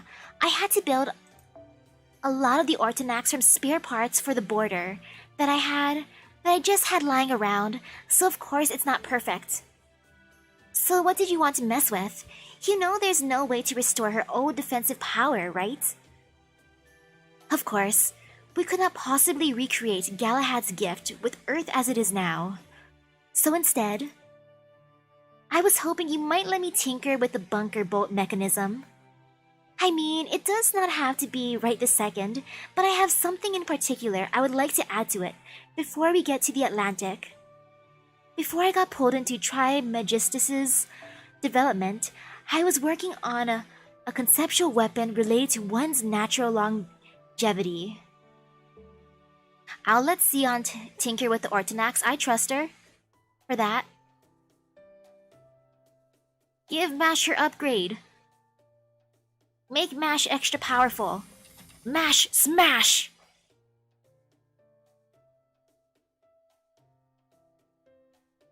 I feel like my bedroom looks exactly the same. It's just like being back at Chaldea. It looks exactly the same. We even have a plant. Is it a fake plant? I'm assuming it's a fake plant now, though.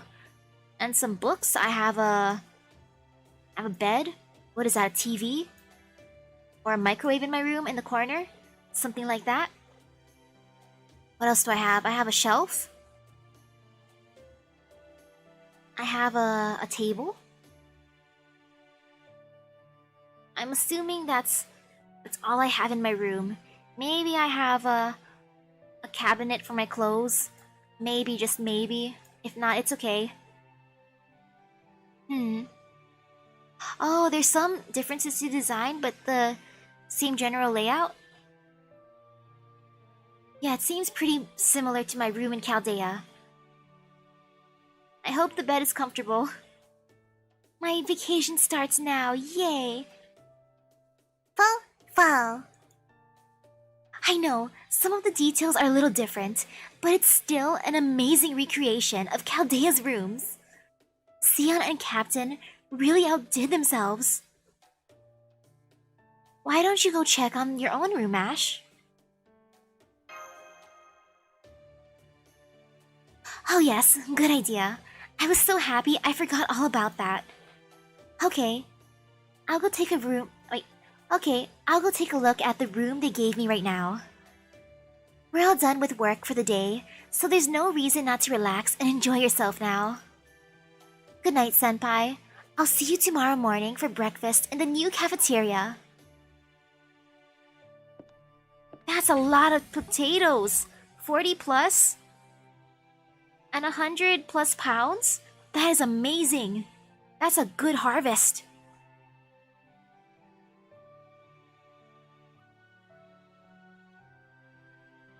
Oh man, once I let myself relax, it felt like my exhaustion hit all at once. I didn't realize how late it was. They have to keep it roughly the same so they can redecorate the room for events without creating two versions. Understandable. Very, very understandable. Fall?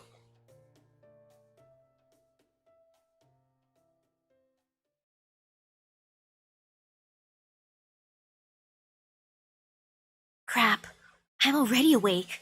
It looks like it's 1 in the morning. Wait, what time did I sleep at? 1 in the morning is so early to me. I slept at like, what, past 2 a.m. yesterday? I mean, crap, I'm already awake? It looks like it's 1 in the morning. Also, where am I sleeping if I can see the bed from here? Did I fall asleep on the floor?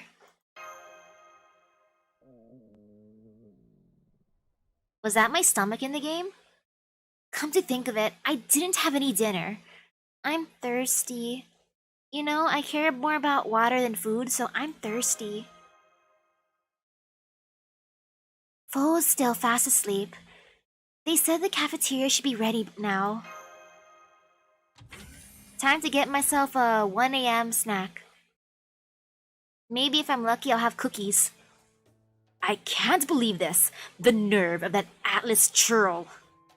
Not only did he not have my director's office ready, he had the gall to tell me to use a sleeping bag at the dock until it was done. He's sleeping in a sleeping bag. Hey, sleeping bags are pretty comfortable, Gordolf. Some captain he is. No doubt he's some pirate scum of a heroic spirit. If he thinks he can treat me like... No, this won't do. I can't lose my temper like this. Get a hold of yourself. Be elegant. Breathe from the diaphragm, just like Tool taught you. Captain may try to hide it, but his dignity is unmistakable. No pirate could fake that. But then, who could he really be? I just can't tell. If only I could ask him myself.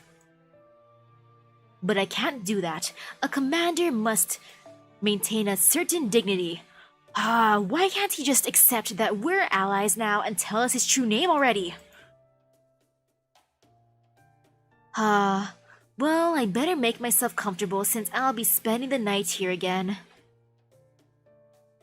Munair, Kawata, Octavia, Tomlin, Jin, Kayan, Elron, Marcus. Kirilite, Misaki. Humph. I see he had no problem remembering to make rooms for all of my staff. They may have their cushy beds, but there's one thing I've got that they don't. Midnight snack time. Ha ha ha ha. Now then, I think I'll go break in the new kitchen. 1 a.m. is past midnight, my dude. It's not midnight snack time, it's 1 a.m. meal time. Oof. Oh. Okay, there's a... Ooh, strawberry shortcake? That's a cute fork he's using. Look at that fork he has. It has green and white polka dots. Or green fork with white polka dots. That's adorable. Actually, it kind of looks like a spork. Oomph. Between the curling Chaldean spaces, I could see him eating. Do you often raid the kitchen like this, Director? I'm not raiding anything. I'm merely having my midnight tea time. Humph. You're sharper than you look, aren't you? I never imagined anyone besides me would try to get a jump on the kitchen. Still, I do commend your taste. I presume you were lured here by the sweet scent of butter? The sweet scent of butter? Sure. It's not like I skipped dinner and I'm hungry. Oh, very well then. I have already had my fill. Here, you can have the other half. There's some leftover tea as well if you want.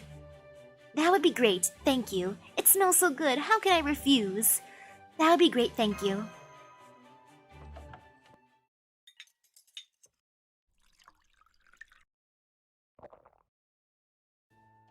Oh, by the way, is everything alright with you? And with the demi-servant girl, for that matter? Never mind. I can see you must have woken up in the middle of the night despite being utterly exhausted. That can only mean you've been unable to relax your mind amid all that has happened. Well, I can hardly blame you. This must have been an arduous journey for a young lady with no military experience. Once you've had some cake and a nice hot cup of tea, you should have no trouble drifting right off.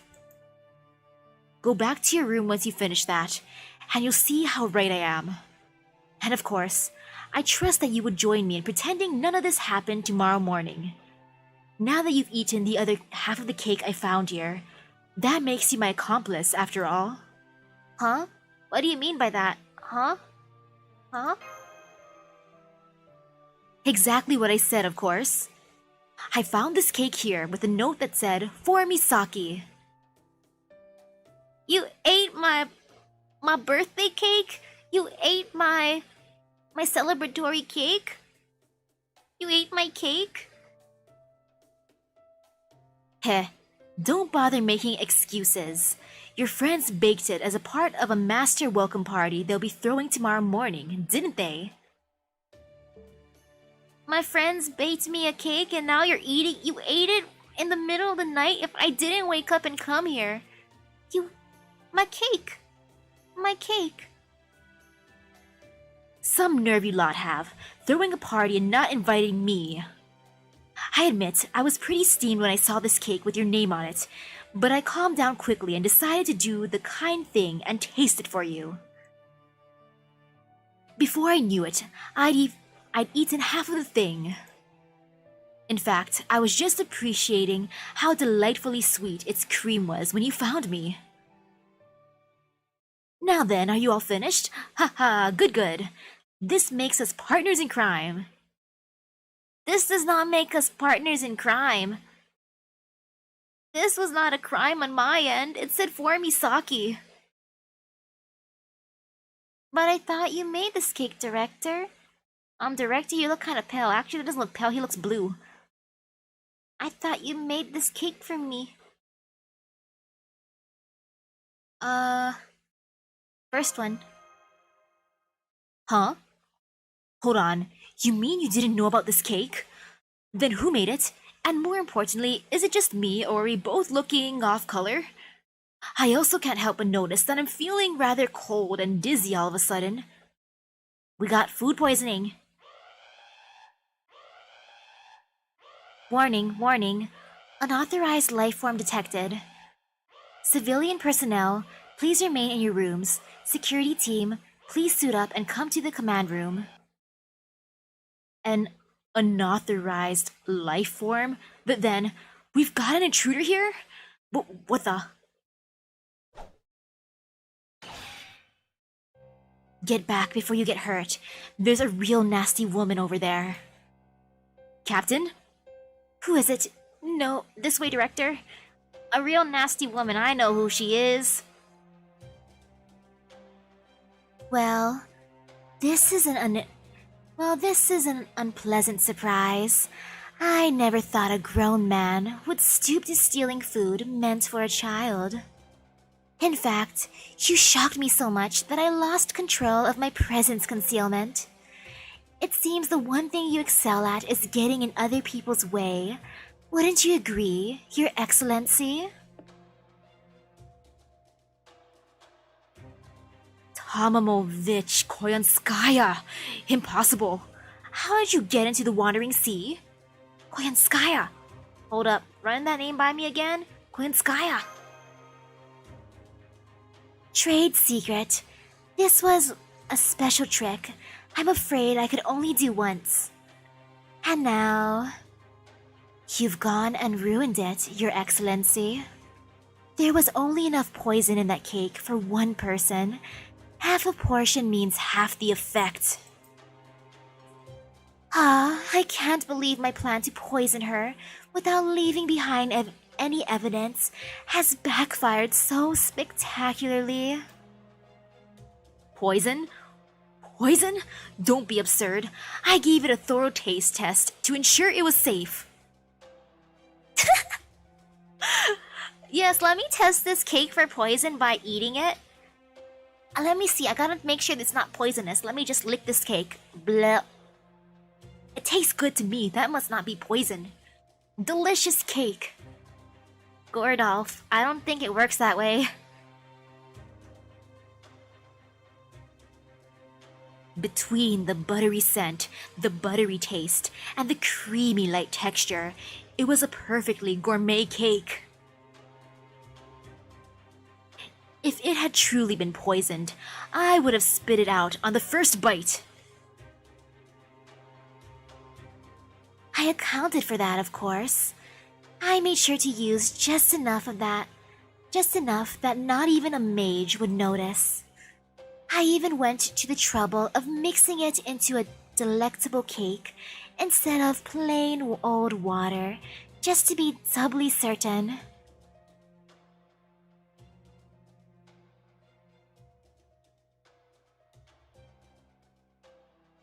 How big was the cake that she made? Did she really think I could eat a big cake by myself? I'm just imagining a standard size cake, like those kind of big ones that for birthday parties? Or those round ones? Did she think I was gonna eat that on one go by myself? And yeah, I have poison resistance, don't I? Can't I digest this? Can I please digest this nicely? Maybe have a slight stomachache? Ah. Well, what's done is done. And since it looks like everyone else is on their way here now, I think I'll take my leave before things turn violent. I'm sure you'll have no trouble figuring out what the poison was with Sherlock and Da Vinci here, but that's all you'll be able to do. If you want to actually neutralize the poison, well, you'll have no choice but to fight your little friends to the death again. And that should be quite entertaining in its own right.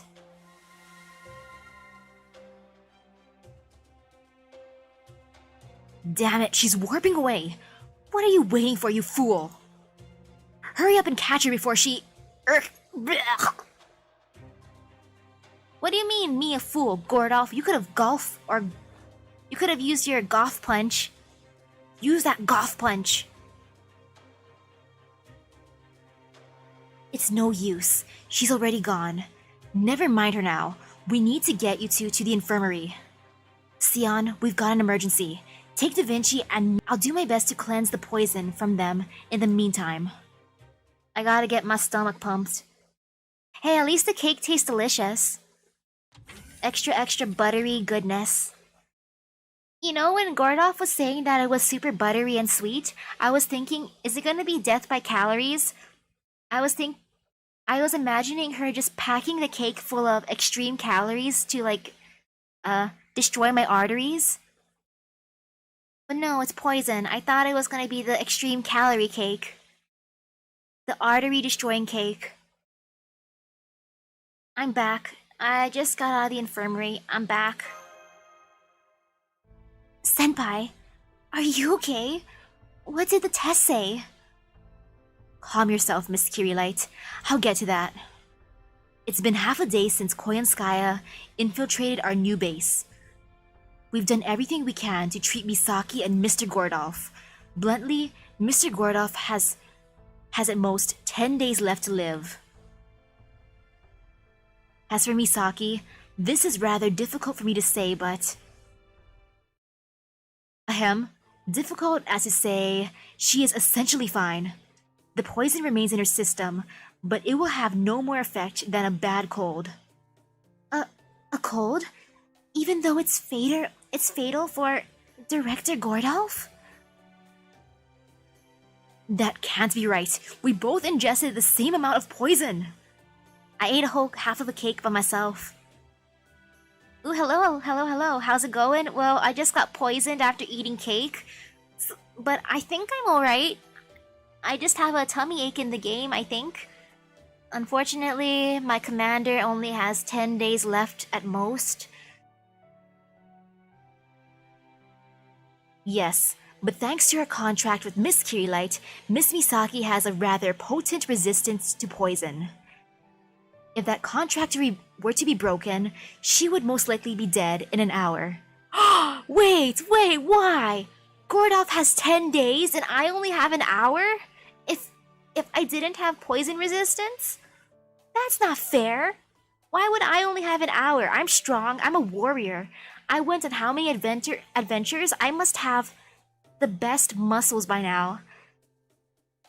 Excuse you, Holmes. Dead in an hour? And ooh, good luck at work. See you later, Pokedude. Wow, I had no idea. Thanks, Mash. You saved me again.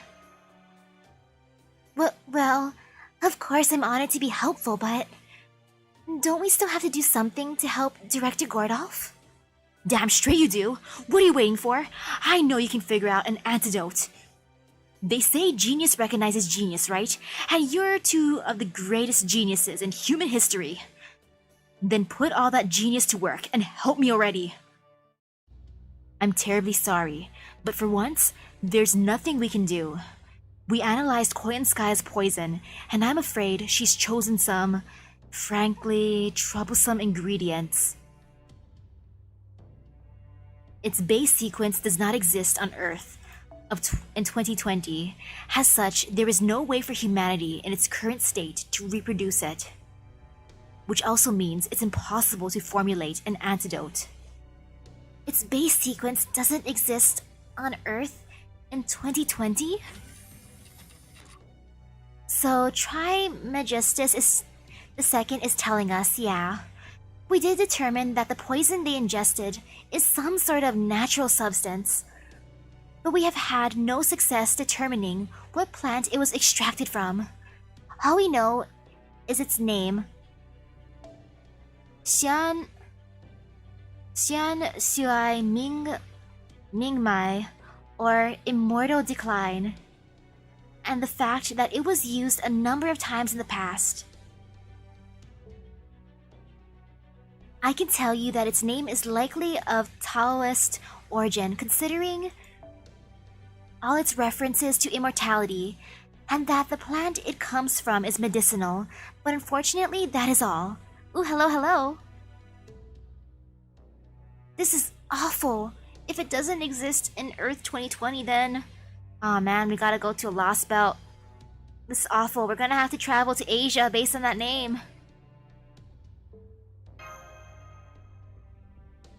This can't be happening. Then my chances for receiving an antidote are 0. Not to worry. That's what you've got me for.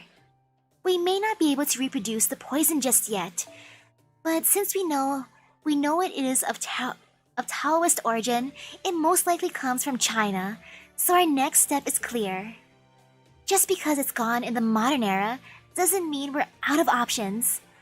After all, we've got a whole different China we know nothing about, just waiting to be explored, a China that followed a completely different path than the one in proper human history. So I am absolutely, completely certain that we will find an antidote to that poison in the Chinese Lostbelt. Even if we don't, we can learn what it's made from by studying the local ley lines. As luck would have it, I have just managed to summon the perfect guide for us. Come on in. This is a momentous occasion. The very first helper we summoned with Chaldea's spirit origin graph. Faster than the wind, cuter than fire, this lotus spirit's charms even melted the heart of Taiyi Zenren. That's right, it's the artificial Baobei made in ancient China, the marshal of the central altar, Crown Prince Nezza. I think there's a movie about Nezza on Netflix that's animated. I think I've seen it like while scrolling around. I never watched it, but I think there is one. Da Vinci, that intro is wasted on me. It's embarrassing. But I am honored to be the first resummoned. Ni hao. Happy day. Misaki, Mash, I have heard what happened. You did so well, surviving that. I will help you.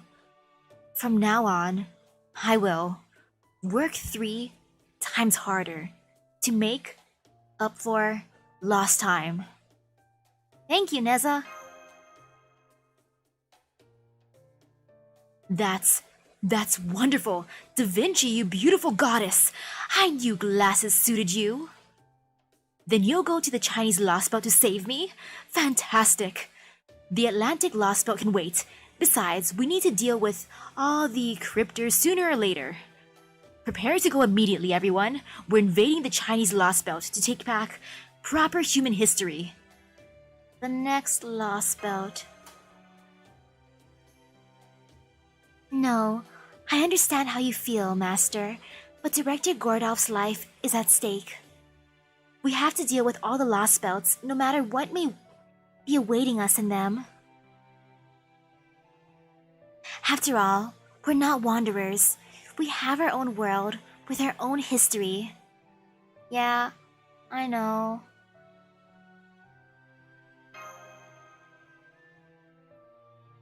Alright, I understand, and I have no objections. This should be a good learning experience.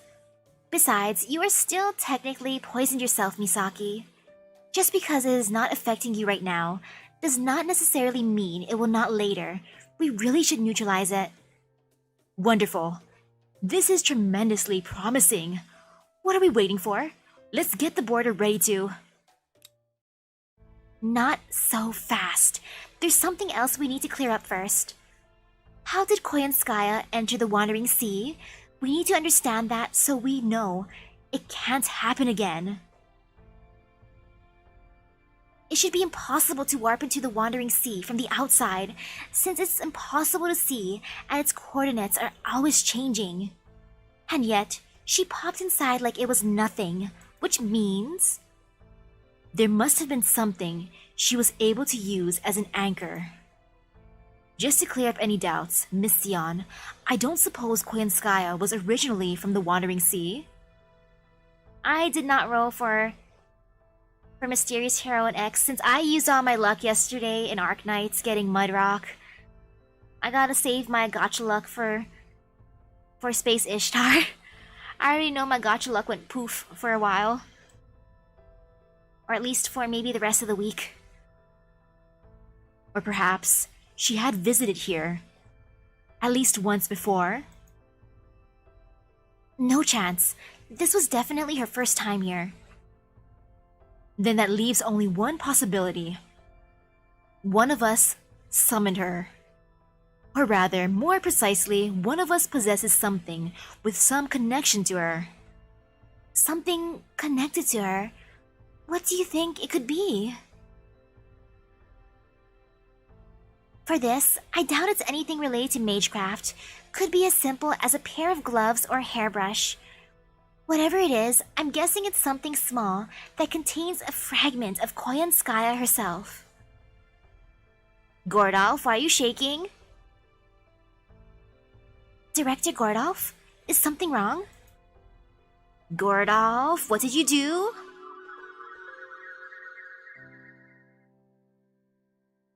I'm so sorry, Your Excellency. I appreciate your kindness, really.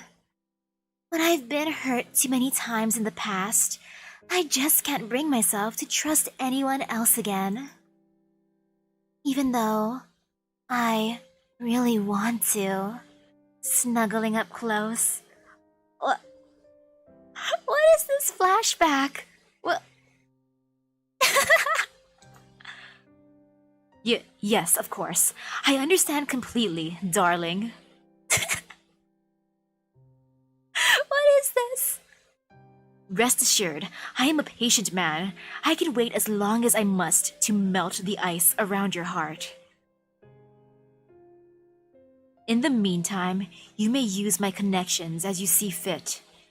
I'm not known as a Music de Phoenix for nothing, after all. My passion is as hot and sultry as my namesake. Ew. I mean, he's trying.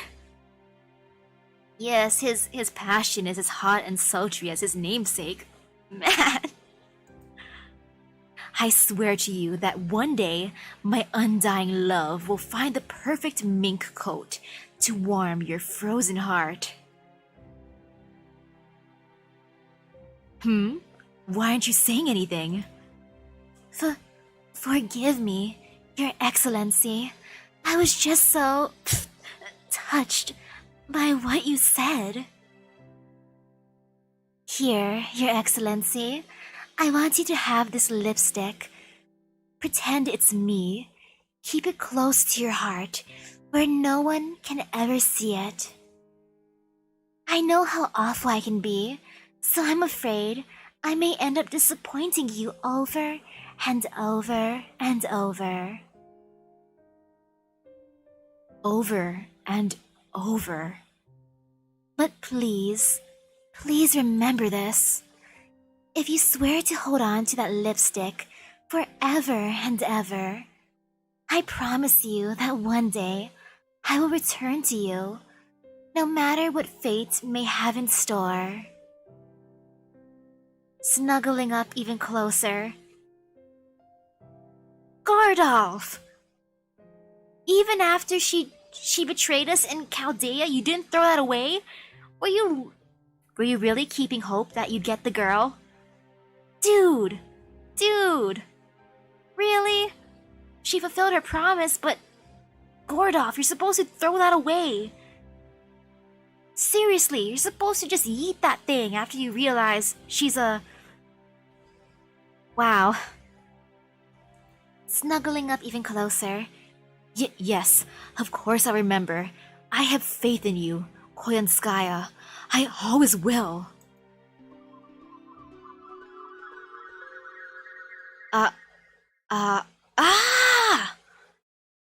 Fall? He just started bawling. Is that lipstick? What? Sheesh! He just started bawling.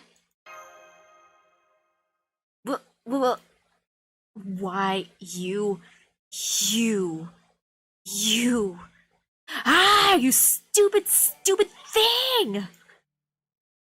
Ooh, thank you.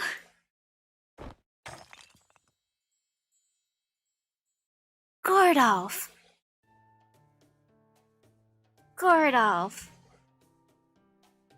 Why did you keep it all this time? So it turns out it was actually Gordy's fault. What a sad story. Farewell, lipstick. Farewell, fond memories. I don't know if that's a sad story. More like I kind of cringe at that. Dude.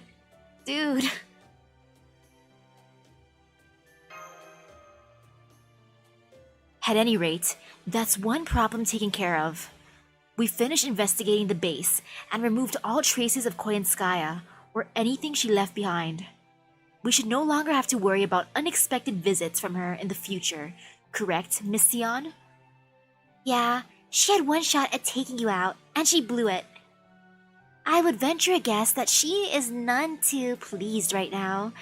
But you know what they say, what goes around comes around. Oh, I don't have time to feel sorry for myself, Holmes, Da Vinci. As I was saying, we need to leave for the Chinese Lostbelt immediately. I trust the border is ready. We only have 10 days to find this plant, and we can't waste a single minute. Come to think of it, are you sure we'll make it in time? I'm not already done for, am I? Don't worry. I have a thought about that. I just need to run it by Sion. Yeah, nobody would have expected that lipstick can summon anyone, but still. If someone who tried to kill you gave you a present, wouldn't you want to yeet it once they try to, destroy you, even if you had a crush on them before? If I was Gordolf, I would have just, tossed that as soon as I was betrayed the first time. Not be like, there might be a chance, I'm gonna keep it on me, close to my heart. For those fond, sweet memories. Nah, Gordolf. Don't worry. I have a thought about that. I just need to run it by Sion.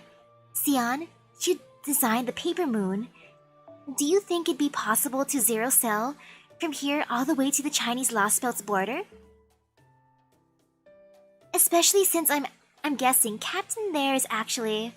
I mean, I don't think I could forget... Or actually, he could have forgotten maybe, but... He's been keeping it on his person, close to his heart. He showers. He had a hot shower earlier today, meaning he willingly took off his clothes, took out the lipstick, put it on the side, changed into new clean clothes, and put the lipstick in his pocket. So I don't think he forgot. Like, if he left it in the border, maybe he forgotten, but no, he had it on him. Especially since I'm guessing Captain there is actually... Shut it, Da Vinci. I can't stand having other people share my secrets. Of course, I'll keep my mouth shut. As long as you help us out, that's all that matters. In my estimation, a zero cell should let us jump from the Wandering Sea straight to China. We'd still have to worry about getting inside from there, of course, but I figure the actual trip to the Lostbelt would take less than a day. What do you think, Sion? Am I totally off base? Nope. All sounds right to me, Da Vinci. No wonder you are Chaldea's, or rather, humanity's guardian. Ah, true. Who knows how long he had the lipstick on him? He must have had it during the entire year while planning to buy out Chaldea. He just kept that with him. For at least a year, maybe. I would have suggested the same thing. You were just quicker about it. The Atlas Institute will be glad to get you to the Chinese Lostbelt, right, Captain? I'm not a part of the Atlas Institute, but I suppose I can help. I'll have you to the Chinese Lostbelt in less than half a day. After that, it's all up to you guys, Misaki. Right. Thanks, Captain. Fall. Guess we all agree then. Okay, everyone, get ready to head out. I estimate you should have room in the border to fit supplies for about 15 days. I will open up the Wandering Seas dock in an hour, so please make sure you're all set by then. Your next destination is the Chinese Lostbelt. Your objective is to obtain some Xian Xilai Ming Mai, investigate the Lostbelt, and completely cure your 2 poisoned personnel. Oh, and for the bonus round, you can defeat the Lostbelt's king, cut down the Tree of Emptiness, and take out the Crypter. I know you are working against the clock as well as any hostiles you encounter, but try to stay calm. At this point, any differences the Atlas Institute or the Wandering Sea may have had no longer matter. From this point, I hereby dub the Wandering Sea Chaldea No. 2, Novum Chaldea. As Trimegistus II's caretaker, I will do everything I can to support you. Alright then. It is time to get this operation, this order to explore and decipher Lostbelt No. 3 underway.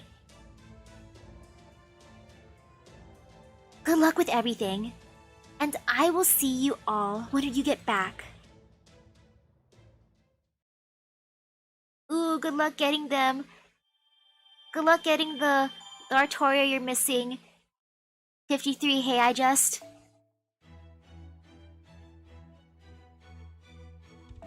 Oh wait, now I'm in the prologue?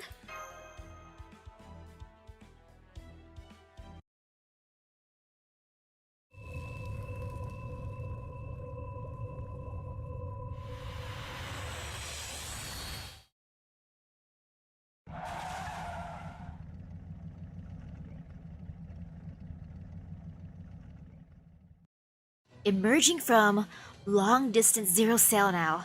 Whoa, we nailed the positioning. I can see the supercell surrounding this Lostbelt 1,000 meters straight ahead. Fall. Impressive. Even if this Precision is only possible when embarking from the wandering sea. It is quite something to behold. What's more, Miss Sion tells me that we can expect this level of precision anywhere except the North and South Poles. Unfortunately, we may have been a little too precise. At this distance, our only choice is to head straight into the storm wall immediately. Mr. Gordolf, how are you? It would seem his fear of the poison has more or less overwhelmed him. He would not be of much use for the time being. How about you, Miss Misaki? Are you ready for this next phase? Yeah, I'm ready. Oh yeah, Gordolf must have slept with that lipstick on its own pillow. You know, I imagine that. He probably has like a king-size bed, multiple pillows. He probably tucks not the pillow in. He tucks the lipstick in to bed too. Or that's what he probably did. Ah, poor Gordolf. And yes, I'm ready for the next phase. Yes, I think so. Madge nod. Yes. Good. Miss Sion was kind enough to make some significant improvements to your mystic code. It should be a good deal more useful both in keeping you alive and in aiding your performance as a master. I'll explain more once we arrive in the Lostbelt, but... Yes, Miss Kirilight? Is something the matter? Oh, no, it's nothing. I'm good to go as well. I did feel the same warmth during the last Zero Cell as I did in Scandinavia, but... Okay guys, that's enough. Ready or not, we're embarking on another Zero Cell. We don't want to burn the border's fuel unless we really have to, so I'm going to take advantage of the inertia we got by launching from the Wandering Sea. We'll be emerging inside the Lostbelt without anything to guide us, just like we did in Scandinavia. Oh? Well. What's this now? Good news, Guardy. It looks like Koyanskaya's inside the Chinese Lostbelt too. She is? Are you sure about that, Da Vinci? Yep. I got a pretty solid sample of her data yesterday, so there's no mistaking it. Now we can kill two birds with one stone. Not only will this greatly improve our odds at emerging from void space, we can also ask her about an antidote once we capture her. Mjolnir, set the anchor point from hypothetical living human to Koyanskaya. Got it, but man... As if I didn't already have my hands full with driving this thing. Damn it. Just when I could have used the old man's help. So Koyanskaya's in the Chinese Lostbelt too. I wonder if she really has an antidote. I need an antidote. Very well then. In light of this new information, I believe a new course of action is in order. We should cancel our search for Xian Shui Ming Mai in favor of capturing Koyanskaya. That would be a much surer way of neutralizing the poison Gordolf and Misaki consumed. And it would be one less threat to our future endeavors. As for the Crypter and the Tree of Emptiness, our goals there would remain unchanged. We find and restrain the former and cut down the latter. Would that be acceptable to you, Director? Yes, of course. That sounds great. Indeed. This is no time to be trembling in fright. No more Mr. Nice Guy, Tomomovich Koyanskaya. The next time we meet, I'll see you pay for everything you've done. Fall. Hey now, don't get ahead of yourself, Guardy. We still have to capture her first, remember? And even if we succeed at that, it won't amount to anything if we can't make her tell us where to find or how to make the antidote. You know? She's all about business. Can I offer her money? Can I be like, hey Koyanskaya, will you take my golden apple? It's worth a lot. I'll give you a Saint Quartz, a single Saint Quartz. I'll give you some Saint Quartz fragments. Will you accept that? Will you take some QP too?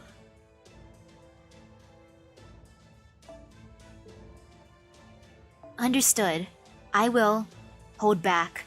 However, I will not show her mercy. We should, at least, berate her, right after capturing her. It is best if we beat this villain, so that she can never again stand up or engage in any evil schemes.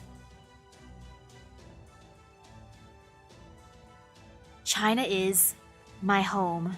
Lostbelt or not, its air and land should remain the same.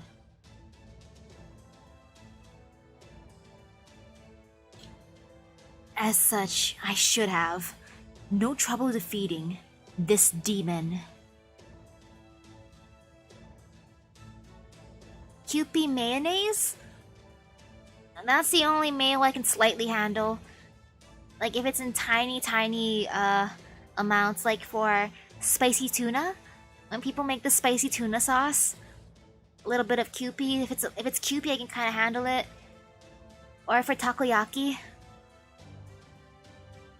Thank you, Nezza. It's great to have your help. Alright, we're now only 400 meters away from the storm wall. Do it, Da Vinci.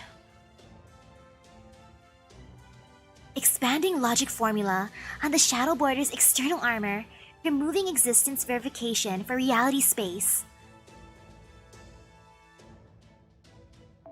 Future prediction, hypothetically prove mirror world plane in 20 seconds, relaxing space-time friction decompression for 0.4 seconds. All systems are green. Void Space C observations remain locked at previous results. Shadow Border, untethered from reality. Void Space Dive, Zero Cell unfurl once again.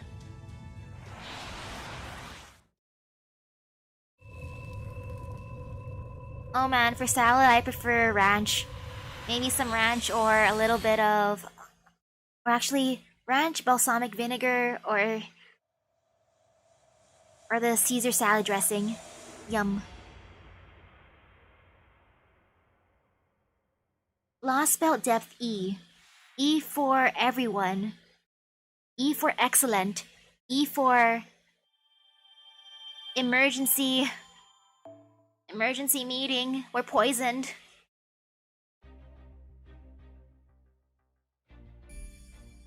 Ooh, the land is so green.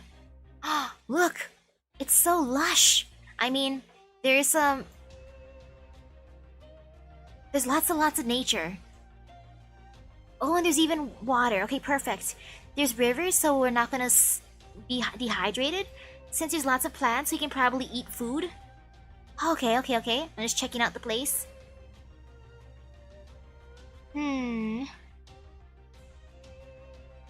Oh, you had porridge for lunch? Porridge sounds tasty. I didn't eat any... I didn't eat any dinner yet. It's almost 10 p.m. No food in my tum-tum. My tum-tum is empty. I didn't even have lunch. I was bad. I had breakfast. I had a breakfast wrap. And oh gosh, I have to use mash. Okay. But yeah, it's a nice change after all the snow and fiery snow. Let's see, NP gain. I like that.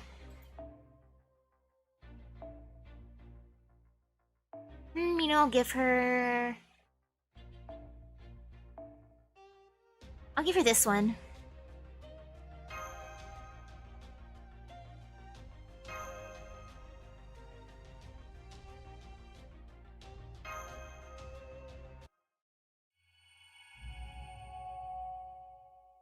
The third Lostbelt. Maybe I'll make a sandwich for dinner. I don't know if there's actually any fresh food. I think it just might be leftovers again, which I don't mind. Ooh, homemade chili for you, Steven? Oh, that sounds so good. I love chili with cheese. And like to make a chili dog or a chili Chili nachos. You say you thought you had a dream? That it might have been some kind of sign? And that absurd reasoning has you drinking poison from a chalice? Ooh. It's like watercolor background. This is pretty. So you think it's foolish too, huh? My wife said the same thing. His Imperial Majesty himself gave me this poison. All I need to do is drain it in a single gulp, and I will displease him no more. I have slain too many for one in my position. You might say I've outlived my usefulness. I don't understand. None of this would have happened if not for how petty the Emperor is. How can you be willing to lay down your life for a man like that? You may not see any sense in it, but it is simply what it means to be a warrior. Once I heard you were going to die, I had to come and ask. Say the word, and I will see everyone who toyed with your destiny, who forced this hollow loyalty upon you, drown in a sea of their own blood. Haha, I'm honored you are so angry on my behalf.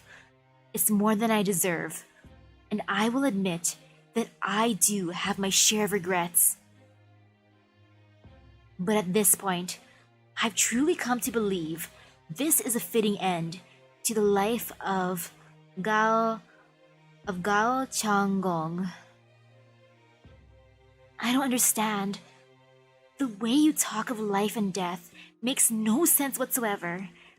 But then, I suppose, I could never understand, as death is a concept that's never had meaning to me. Ah yes, that's true, isn't it?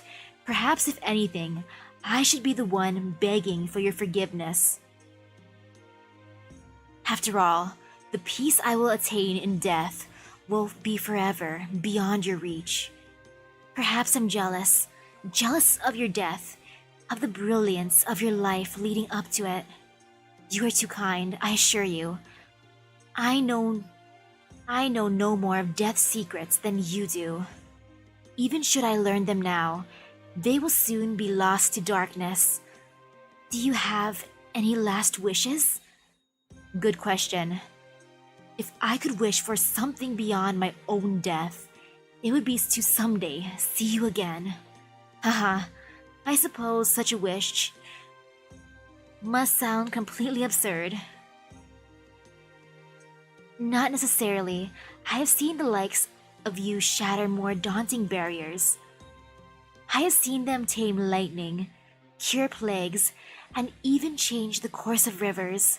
I cannot say how long it will take, but eventually, the day may come when those bound by mortal lives learn to reach beyond even death. Should such a day come to pass, and if I am lucky enough to be there to see it, then I shall recall your final wish. Ah, you don't know how happy I am to hear that. In all my 33 years of life, there is nothing I've treasured more than your presence.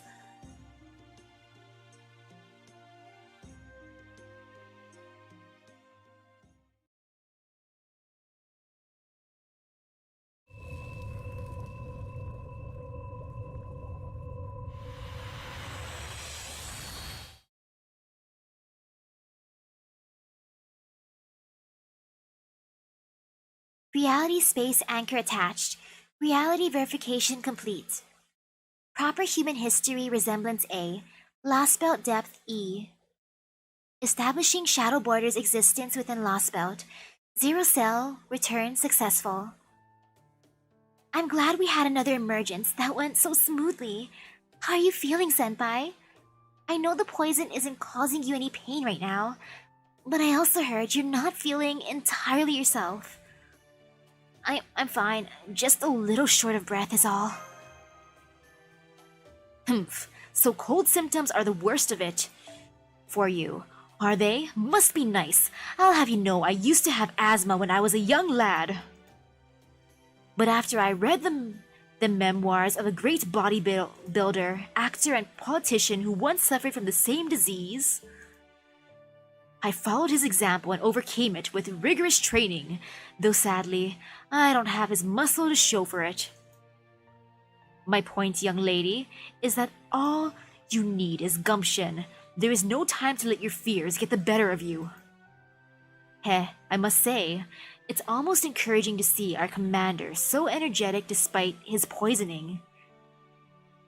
Yep, we've still got plenty of time to find a cure.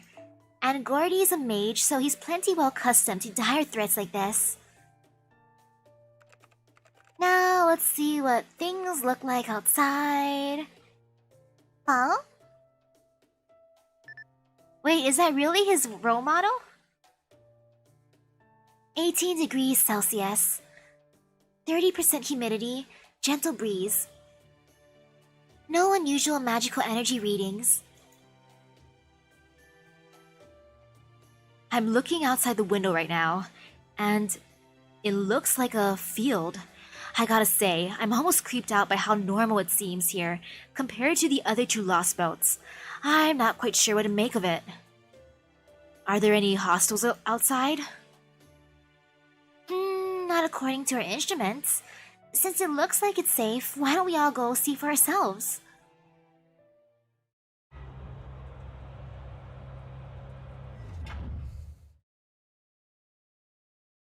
Is this really the Chinese Lostbelt? Wow. Latitude and longitude don't lie. We're standing right at 32 degrees, 40 north, 110 degrees, 50 east. In proper human history, this would be Sion, a major city with a population of 3.4 million people. Well, this is certainly not a city, but it doesn't look like untamed wilderness either. Perhaps it is a wheat field or the like. Admittedly, it would be an extraordinarily large one. I recognize the smell in the air here. This is my homeland. And yet, I have no memory of this strange landscape. How confusing and depressing. It seems I am useless as a guide for you, after all. Hey, don't worry about it. All bets are off when it comes to Lostbelts. Besides, we have a much bigger role for you to play than just a guide. For the moment, I've picked up a ley line only a kilometer or so away from here. Between that and how surprisingly safe this area looks to be, I'd say we're off to a pretty good start. Now, what do you say we take the shadow border over to the ley line and set up a summoning circle? Got it. I'll go warm up the engine then. You can never be too prepared for combat in these Lostbelts.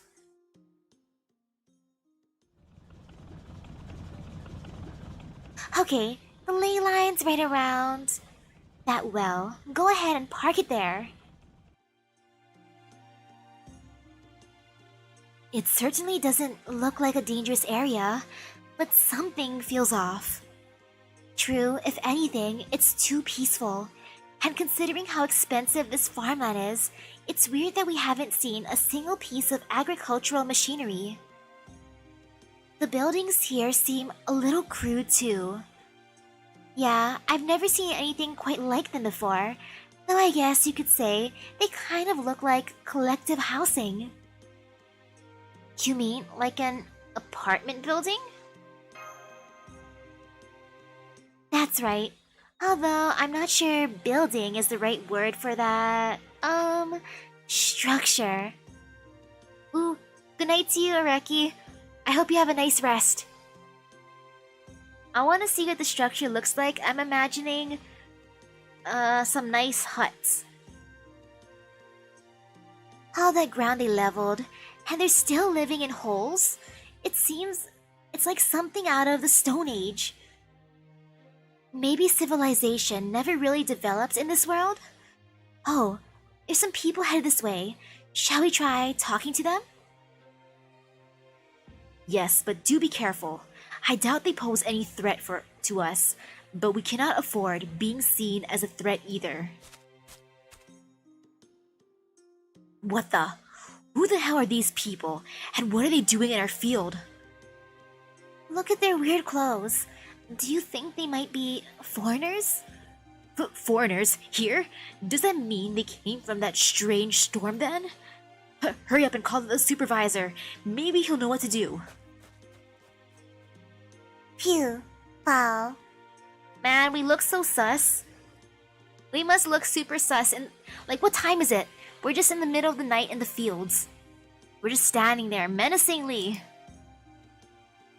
At least the translators seem to be working fine. According to our linguistic analytics, they're speaking Middle Chinese, a language that predates the Song dynasty. Conversation is good. Starting point.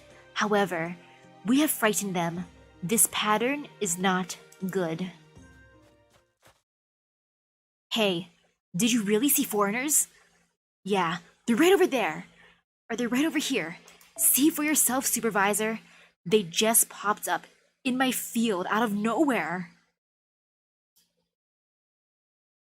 They were riding around in that weird box.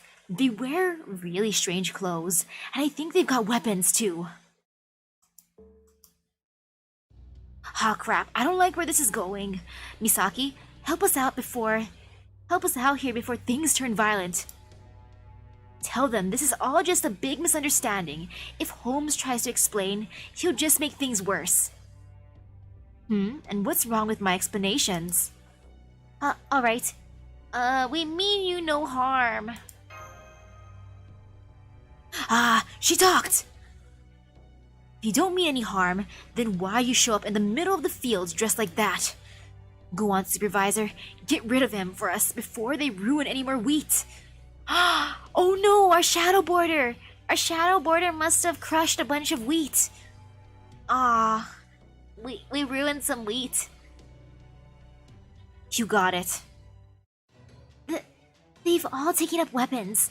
Now what do we do? Hit them with the back of your shield, Mash. Fall.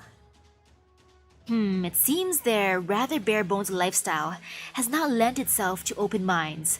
I'm afraid we'll need to pacify them before we can begin negotiations. Is now really the time for a detached analysis, Holmes? Can't you use charm on them or something? Gordy's the only one of us who can use charm spells. Well, he says he can anyway. And even if he's telling the truth, he's still comfortably holed up inside the border right now. It'd be best to summon a servant with a powerful innate charm skill, but that would require access to the ley line, which we don't have yet. It would seem we cannot avoid this battle.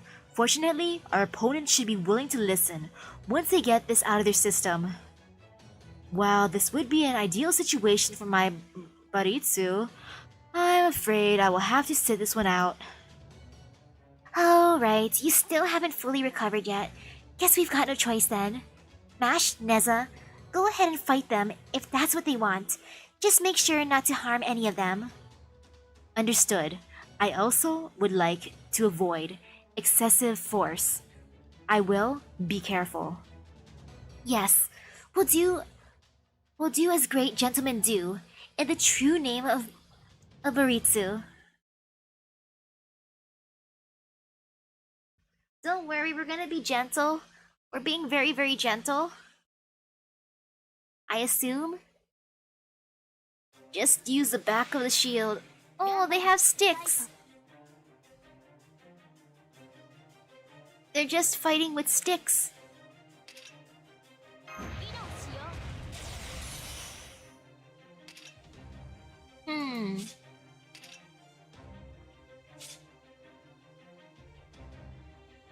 You know what?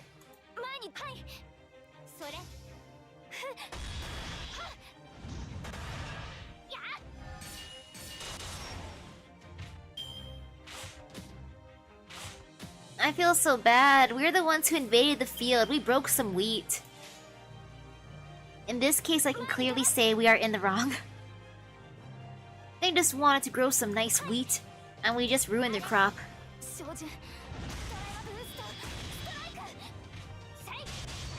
At least we're being gentle, right? I still can't believe they're just using sticks.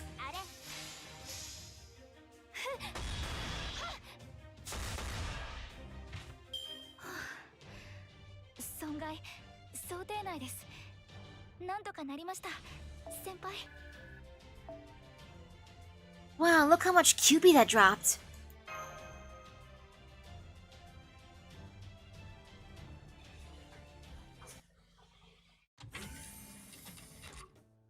I see.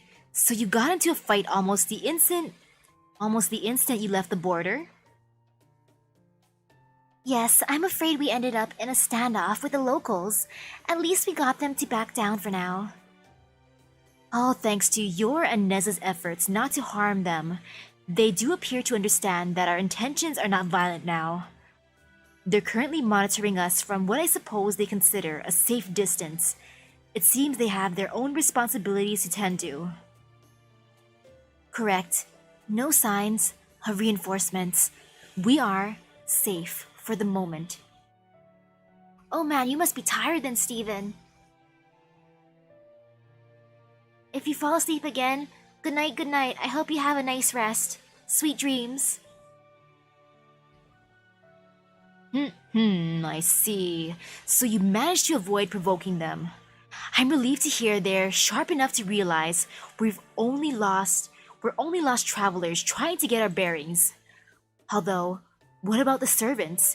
You said we can summon more once we're able to use a ley line, right? Da Vinci's outside, preparing a summoning circle right now.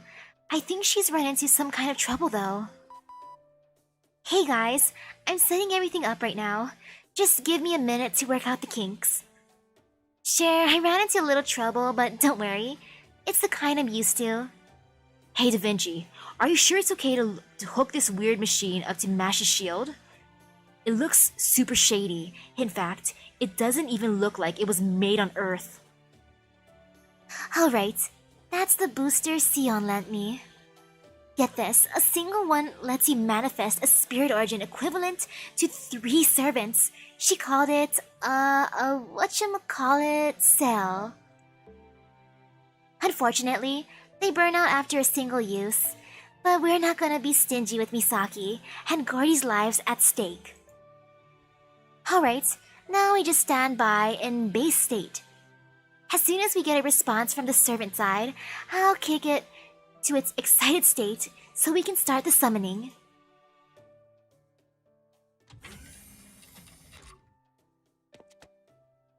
There we go.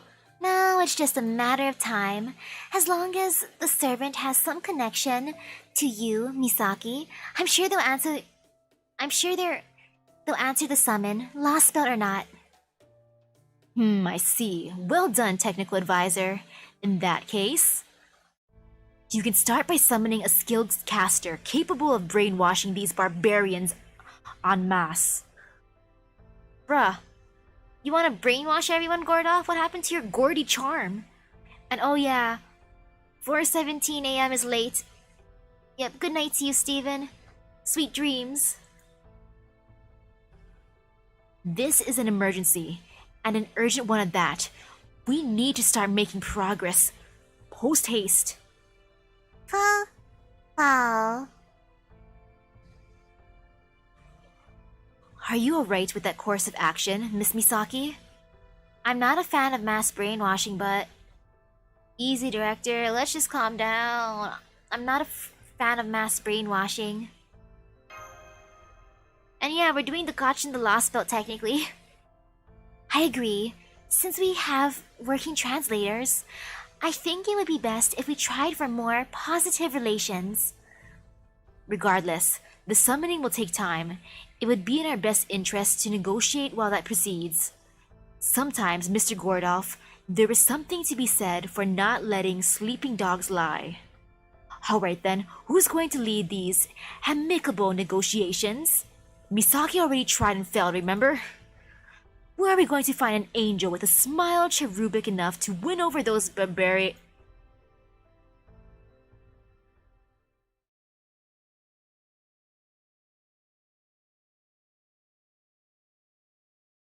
Ah, yes, we're gonna send out the cutest member.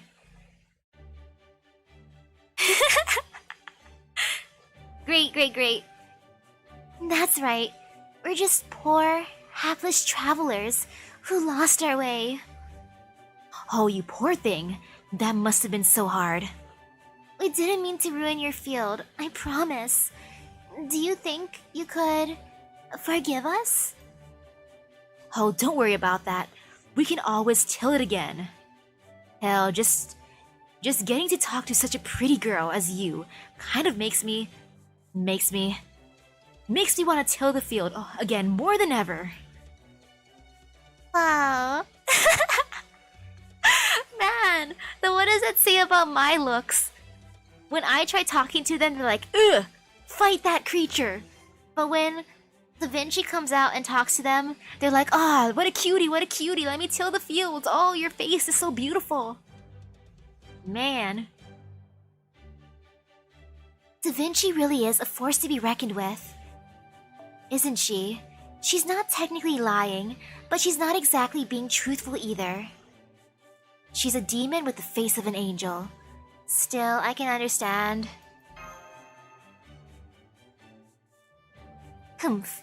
Just look at those men falling all over themselves. That outsider's got them twisted around her little finger. How can they possibly trust any of those foreigners after the beating they gave the poor supervisors? Aha! Sensing an opportunity? Holmes! Are you gonna put the charm on them? Are you gonna, woo the ladies now? Da Vinci gets the dudes, Holmes gets the ladies? I'm kind of into this. I do beg your pardon about that.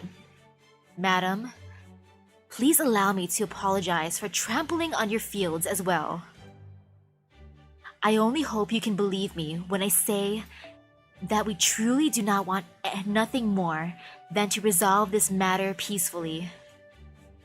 Unfortunately, the truth is that we have lost our way and are uncertain as to where we are. I am so terribly sorry to impose, but could you please tell me about this place? You are our only hope. But we are? Teehee? Well then, I suppose we, ought to step up. True, true. I mean, if a man this handsome needs our help. Man! Da Vinci! Holmes, you should have been the ones talking first thing. If you're this good, man. The least we can do is hear him out, right?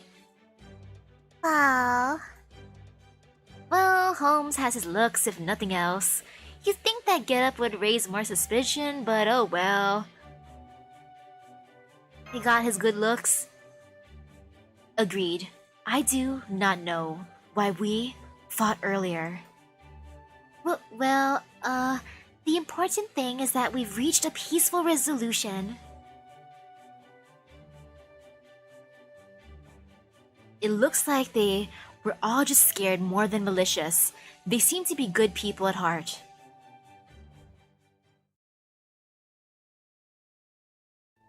By the way, Da Vinci, what was the trouble you ran into with the spirit origin graph earlier?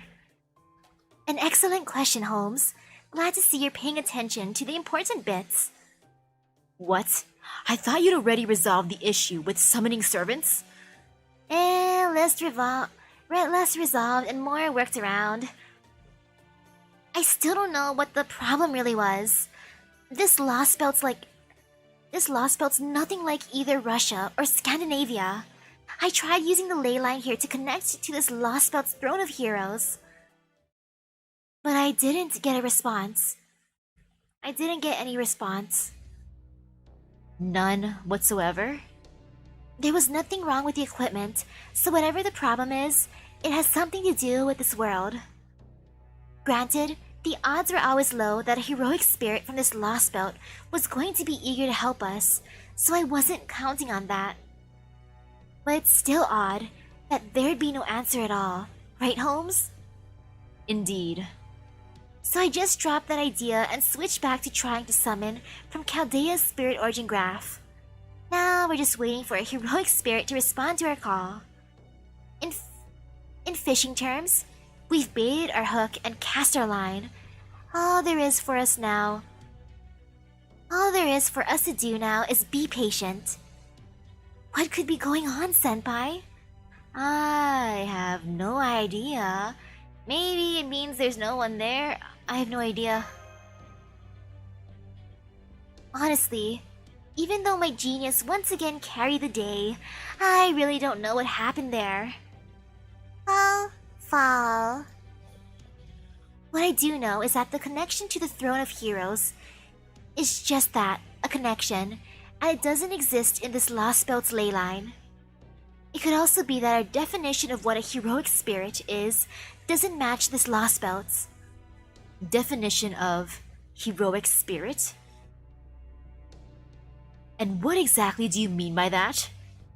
This is a fascinating phenomenon, one that no doubt gets to the heart of this Lostbelt's true nature. But right now, we have nothing more than speculation. We'll need to collect more evidence before we can begin drawing any conclusions. Oh? That sounds to me like you already have a pretty good idea what's going on, Holmes. I do have a hypothesis, but a good detective only shares their deductions once they are supported by clear and undeniable evidence.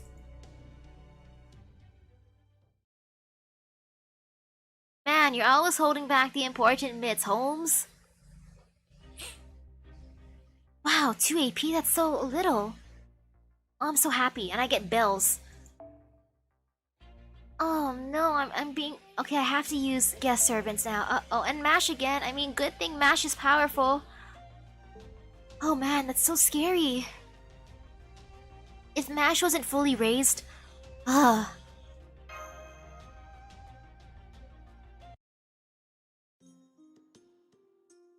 The air is so clean here.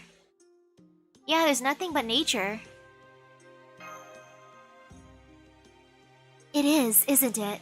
It feels like forever since I was last able to breathe this easily. Since in the other Lostbelts, the border was the only safe place we could go. Oh, I almost forgot we have the Chaldea base now too. Anyway, being surrounded by natural landscape like this really feels like... Huh? What's that up in the sky above us, Senpai? A shooting star? It looks like some kind of streak? I didn't notice it during the night, but that's definitely strange, right? I guess it must be normal here, since none of the locals seem to be taking any notice of it. Da Vinci still has them all practically enthralled. So hey, what's the name of this era? Era? What's that? I was mostly just wondering what year it was. Well, I'm turning 22 this year. We all start working when we turn 5, and I've planted these fields 17 times now, so that adds up, right? Oh, since the age of 5! Sheesh! Thanks. I was thinking more along the lines of a calendar, though. It's time to plant the seeds and harvest the last crops, of course. You can tell by the moon, you see? Let's try this then. Who's the foremost leader in the world right now? Why, that'd be... Most glorious and majestic heavenly emperor, of course. And what is this emperor's name? Name? Why, most glorious and majestic heavenly emperor, of course. You might as well ask me what the sun and the moon are called. The name's right there. Well, where might we find this emperor then? In the capital, where else? I want a title like Most Glorious and Majestic Heavenly Emperor. And where's that? They say it's way off in that direction. Have you ever been there? Me? Why would I ever go there? We only worship from afar with gratitude. None of us would exist without most glorious and majestic heavenly emperor's blessing, after all.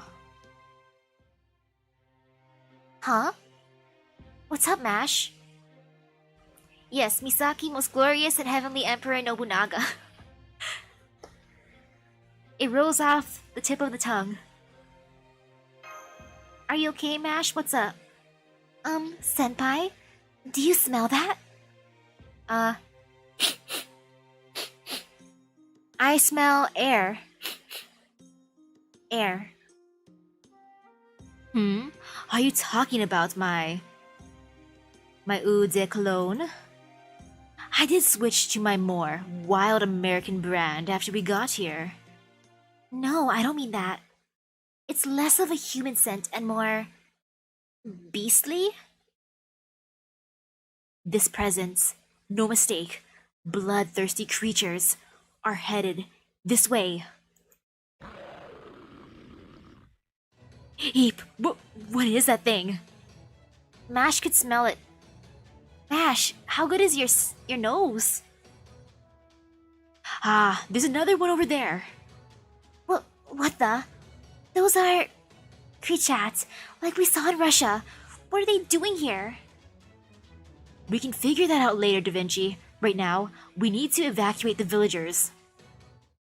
Koyanskaya, are these your pets? Koyanskaya, take your pets away. I hate the creatures. They're the poisonous ones, the ones I truly hate. Because they know my weakness, poison. Actually, I have poison resistance, but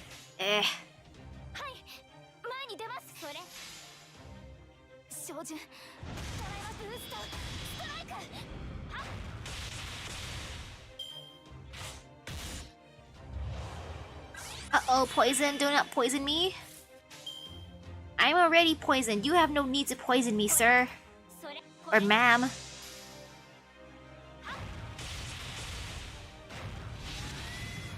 Wow, we're literally killing it with fire.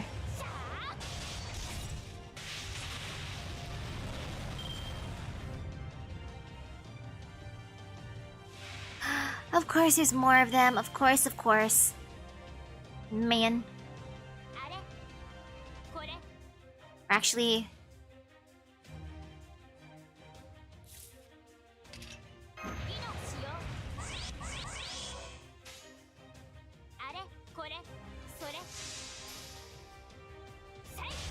Goodbye, poison monsters. Hey, though, we got some Creechat bacon. Shall we introduce the people to Creechat bacon? Do you think they'd enjoy Creechat bacon? Or is it one of those acquired tastes? I cannot tell.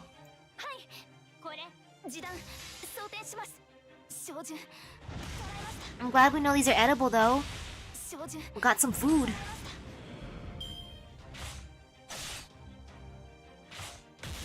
Creechat bacon, my favorite. It's my favorite snack from the other Lostbelt.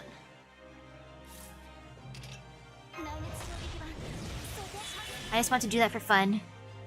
On that off chance that we can't destroy it. I mean, I think we can kill it, but still. Just in case.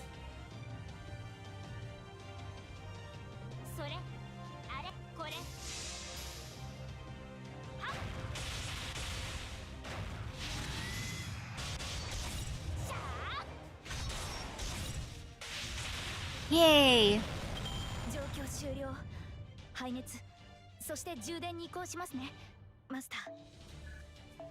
Hey, we did it!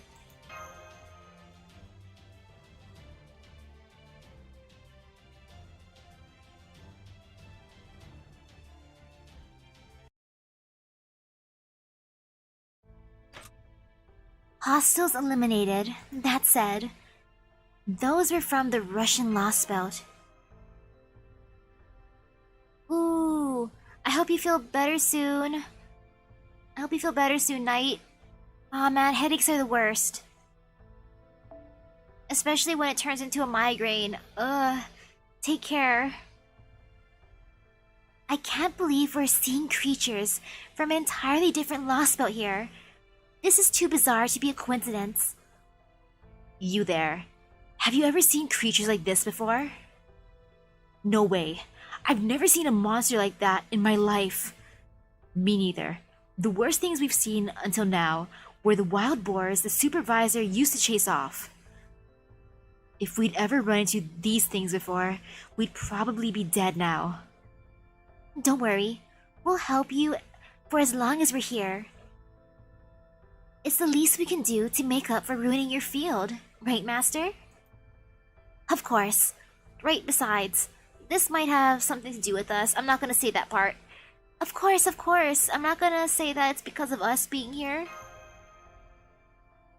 What are you two saying? We didn't come here to serve as this village's bodyguards. No, Miss Kirilite is correct. Those Krichat should not be present here. If they have made a sudden appearance, we should investigate it. How are you feeling, Misaki? I'm fine. Just a little short of breath. I think I'm fine. Great. Your vital signs are all looking good too, so your condition's definitely not too serious just yet. We've still gotta keep a close eye on it, of course, but I don't think we need to worry too much just now. I must say, you're looking a tad pale, Commander. Are you sure you won't lie down in the command room? Oh, be quiet. I just have a little heartburn. From eating too much cake, that's all. I'm in perfectly good health. I'll have you know, if a third-rate mage can handle this poison without a problem, then of course I can too. That aside, we're still no closer to getting our bearings here, even with the locals sharing. Our first order of business is gathering as much information as possible, otherwise we have no way of knowing where to even begin. Where to begin? How about we begin with finding Koyanskaya like we originally planned? A fair point, I sincerely doubt she came here on a lark. Very well then, how do we track her down? We'll never find her if we merely walk around without a plan after all. Given that this is a Lostbelt, we know there must be a Crypter guarding its tree of emptiness somewhere. And just like in Scandinavia, this Lostbelt's tree doesn't seem to be visible. Yes, that concerns me too. The Russian tree was so large, has to be visible from hundreds of kilometers away. The fact that we cannot see it here means that it must be disguised, as it was in Scandinavia. And that, in turn, means this Lostbelt's king understands that it is something best kept hidden. Of course, if they so wished, a fairy or sage could make a mountain disappear with relative ease. I really don't want to imagine going up against someone like that, but given everything so far, indeed, even if we were to capture Koyanskaya today, we cannot simply leave this Lostbelt behind. As long as it exists, it remains a threat to proper human history. Sooner or later, we will need to face the Crypter responsible for it. All the more reason for us to hurry along with our investigation. You're all being far too generous, agreeing to be this village's bodyguards. I mean, I can understand how scared those villagers would be if the Krichat were to suddenly attack again, but I assure you, Mr. Gordolf, this is all part of our investigation. What was that? It's safe to assume that those hostile creatures are the same type of demonic beast we fought in Russia. Think back to when we first learned about them. The Krichat are demonic beasts that originated in the Russian Lostbelt and possess numerous characteristics that let them survive in its frigid environment. But this Lostbelt is far too warm for such creatures. Oh, now I get it. So that's why Mash and Misaki agreed to help. Right. This has everything to do with us. The fact that those creatures showed up in a different Lostbelt can only mean that someone brought them here. Ow, I just bit my tongue. Indeed, someone who can come and go between Lostbelts as they please. Since we can of course eliminate ourselves as suspects, that only leaves one possibility. Tamamovich, Koyanskaya. Canis can go between them too, though. But it wouldn't be Canis. It's Koyanskaya. Precisely. A most astute interjection, Miss Misaki. Watson would have been proud. Grrr. Finding Koyanskaya remains our top priority, but at the moment, we have far too little information to act on. If anything, the creature's appearance is our only real lead so far. We cannot afford to overlook it. Can I just say something? I sent out a surveillance drone toward the capital, and I discovered something interesting. Oh? Was there actually a city out that way? I tried zooming in and cleaning up the long-range footage as best as I could, and, well, it's easier if you just take a look. What is that? What the hell? For once, I am genuinely at a loss for words. So much for civilization never developing here. If they've got the science and engineering know-how to build a metropolis like this, then they've come way farther, technologically, than we thought. I mean, there's not a single support column holding this thing up, so they obviously figured out how to make it float. And since it's clearly no giant air bladders or the like, I've got to wonder just how the hell they are making something that heavy float. Perhaps magecraft is used openly here. Either that, or they really have advanced scientifically to the point where they can control gravity. In the latter case, they would be well ahead of proper human history, at least in terms of technology. Oh, and while I was at it, I grabbed some footage of that weird perfectly straight line in the sky too. Here it is at max magnification. Ooh, it's pretty. It reminds me of peacock feathers. What is this thing? Well, for starters, it's about 2,000 kilometers above us, so it's just barely in low orbit. By my estimates, it's more than 5 kilometers wide. That's not even the best part. It stretches along the entire observable sky of this Lostbelt. Wow. Then how come we couldn't see it before entering this Lostbelt? If it's 2,000 kilometers up, that's gotta put it above the storm clouds, right? That must mean that the Lostbelt's borders prevent anything within from being seen, storm or no. Anything built during their history, no matter how big it might be, is impossible to observe from the outside. Forget measuring size and mass. From the outside, there is no way to even know it exists at all.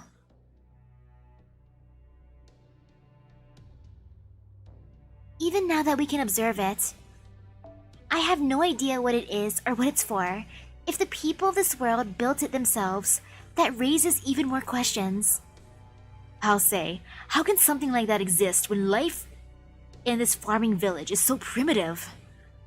I kept flying the drone around in every direction, but I didn't see any other buildings or structures even remotely close to the scope of the capital.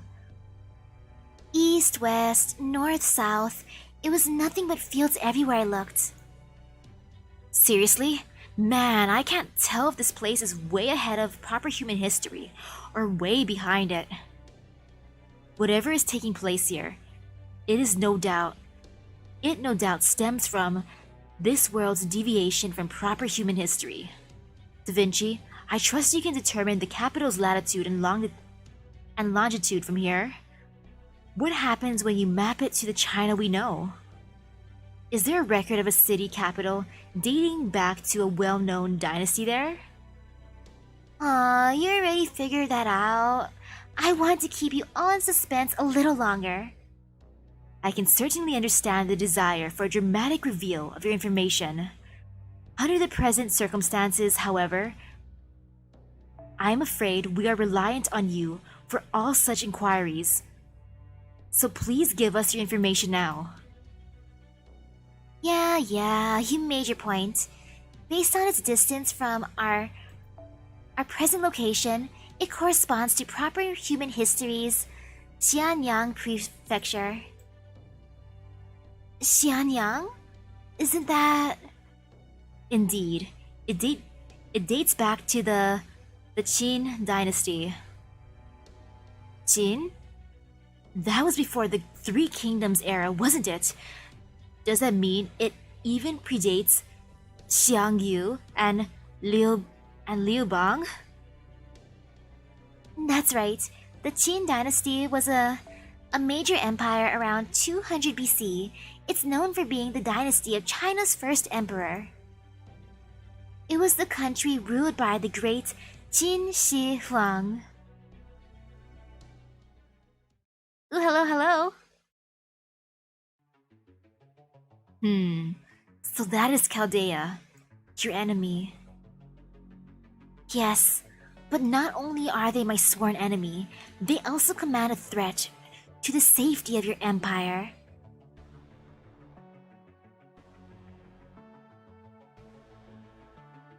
Namely, heroic spirits.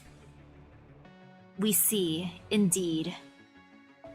We were quite surprised when you first told us of them. You said this master can summon an army of great heroes from the past, correct? We find this difficult to credit indeed. We are certain you would not lie to us, but how could a few mere soldiers ever hope to overturn our eternal reign? We cannot even imagine the possibility. You underestimate heroic spirits at your peril. Those whose souls are offered to the counterforce are given tremendous power to ensure the continuation of humanity. Trust me when I say that a single servant is easily the equivalent of 1,000 ordinary soldiers. So this Alaya you spoke of, you said it was the sum total of human consciousness? This sounds like pure nonsense to us. Is this the manner of things you simply accept in your own world? You make an excellent point, Your Imperial Majesty. My world was more chaotic and less complete than yours. It must have been, if something so preposterous as resurrecting dead heroic spirits to fight in one's place is considered normal. I don't think that's considered normal, even in our world. We cannot help but wonder how a world where such things were necessary to maintain order could have lasted. I must warn you too, Your Imperial Majesty. The Master of Chaldea is an enemy you can't afford to ignore. Man, she looks good in that outfit. I mean, she looked good in her other outfit too. Koyanskaya. She's flexing her great wardrobe. Ah, right, we had forgotten that you are from the same world as Akuta. Kominska.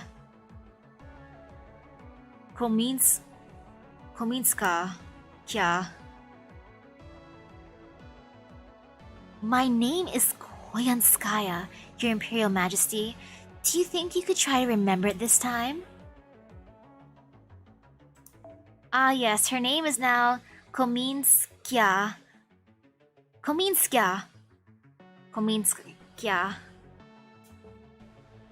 Watch your tongue when speaking to the Emperor, wretch. No matter. These visitors come from a world beyond our domain. Of course our customs elude them. Thank you, Your Imperial Majesty. I do understand that you may find it rude and presumptuous of me to warn one so omnipotent as you. But the fact is, Chaldea has already brought strange creatures with them that threaten your people's safety. This poses quite a problem for your quarantine as well. Surely, you don't want them to get away with this. Please, Your Imperial Majesty, if we merely wait for them to reveal their true barbaric nature, it will be too late. If it's so important to you, then why have you not done something about it yourself? You command these servant puppets as well, do you not? Yes, I do. If you would forgive me for disrupting your eternal paradise, I can summon one right now. Very well. Show us exactly what these warriors from another world are capable of. Yes, Your Imperial Majesty.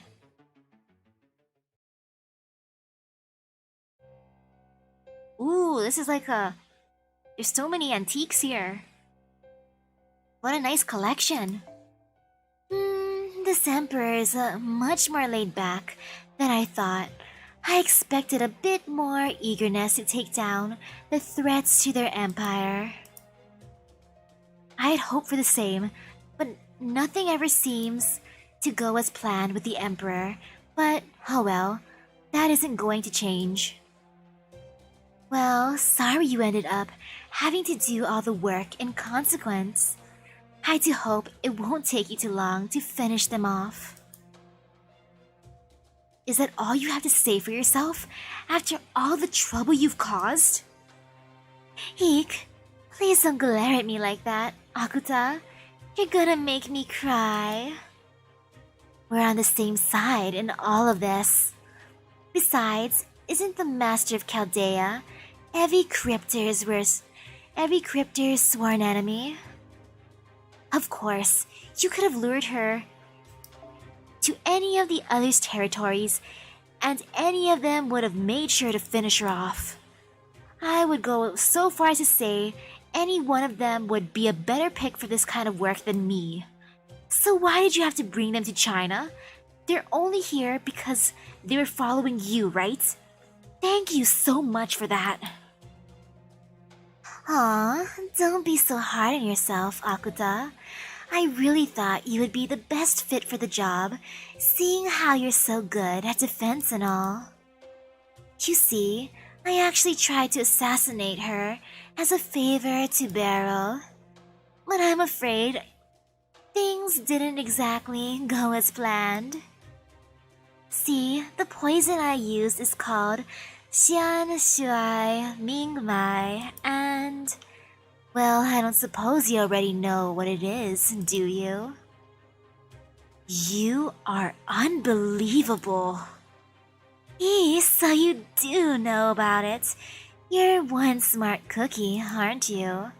In that case, you can see where this is going, right? Including what they'll try to do to find an antidote.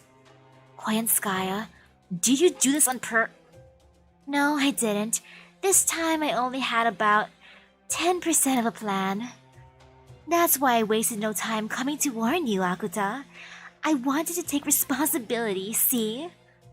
I mean, Chaldea's got the world's greatest inventor and greatest detective on their side now, right? I knew it wouldn't take them long at all to figure out where this poison came from. So I thought, instead of wasting time trying to sweep this under the rug, it would be much better to fortify our defenses now. So here I am, warning you about the danger and taking responsibility. It's not like you and I are complete strangers, right? So I thought I could help you out with getting rid of Chaldea. Besides, we're both misanthropic outcasts. It only makes sense for us to join forces, don't you think? True, that much I know we have in common. But that still doesn't explain why you brought those dangerous pets of yours along. Pets? Perish the thought. They have their dignity, at least as far as wild animals go. So you didn't order them to go around killing people? Of course not. Why would I rob myself of the pleasure of torturing and killing humans? No, they're just doing their best to survive and find food in an environment they're not used to. Don't you find that far more endearing than a bunch of defanged livestock like this nation's people? That's not the problem, and you know it. How could you set demonic beasts from another Lostbelt loose here? If the Emperor finds out you're the one responsible for them, you'll find yourself in real trouble. Oh, that, you might say, that's just part of a lifelong project for me. Don't worry, I promise I won't make any trouble for you. You have your own life's work you've devoted yourself to, don't you, Akuta? So I think we'll both be happier if we just stay out of each other's way. Fine, what's done is done after all. There's no way I'm letting Chaldea mess up my nice, stable Lostbelt. Don't you dare go easy on them, Saber. As you wish, Master. I promise I won't let you down. Man, my collection. Yo, I'm taking all of the Lostbelt Crypters, husbandos, and waifus. I stole Anastasia from Kadok. I got Sigurd from Ophelia. I even have him. I have him too, man. I didn't think I'd... No wonder they hate me. No wonder the Crypters hate me. I steal all their waifus and husbandos. It all makes sense now. That's why they hate me so much. Ha. As you wish, Master. I promise I won't let you down. Huh? When did you summon him? I can tell he's got a beautiful face underneath the mask, too. No fair, Akuta. How come you're the only one who gets a certified hottie working for her? That's not why he's here. Just shut up already, you damned fox.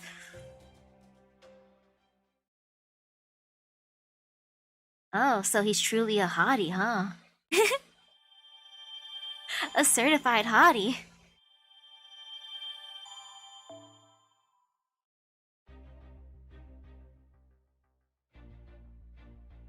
Ooh, that's pretty. But instead of continuing the Lostbelt, I'm gonna raise my peeps. Since it's almost 11 p.m., I gotta get dinner. Especially since I was a dummy and didn't eat any lunch. I wasn't hungry for lunch, so I'm like, I don't need food. I had a big breakfast, I don't need food. And then now I'm suffering.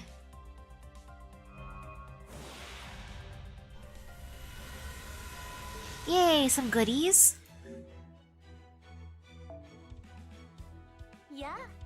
And yeah, where can someone get certified to be a hottie? I wanna know too. Okay, I have 2 people I can ascend. Ah yes, these 2. My support that I'm raising.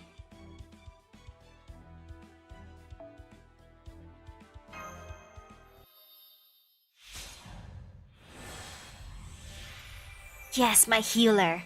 Become powerful.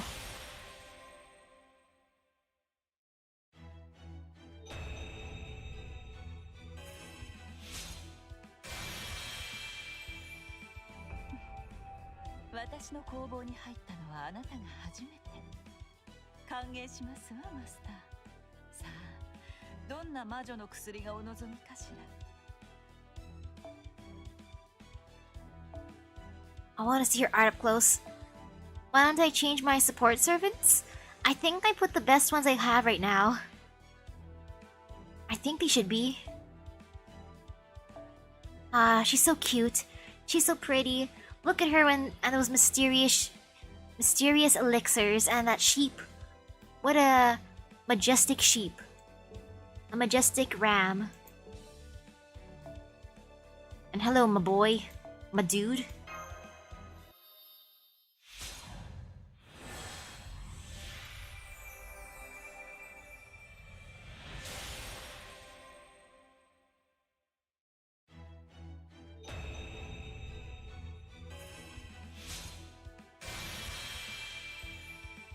よし完成だ。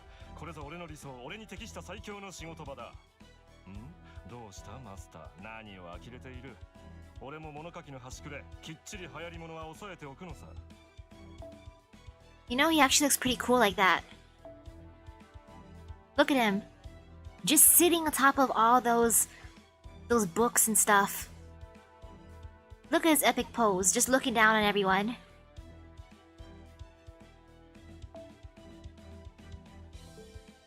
Looking cool, my dude. Hehehe. My caster support is growing. Or my support in general is growing.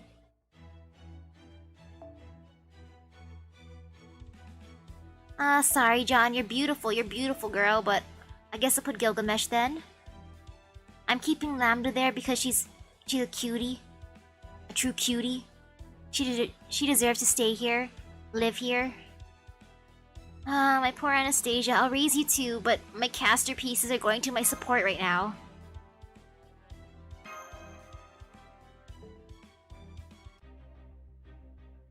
Let me just accept this thing real quick. Yes, more apples!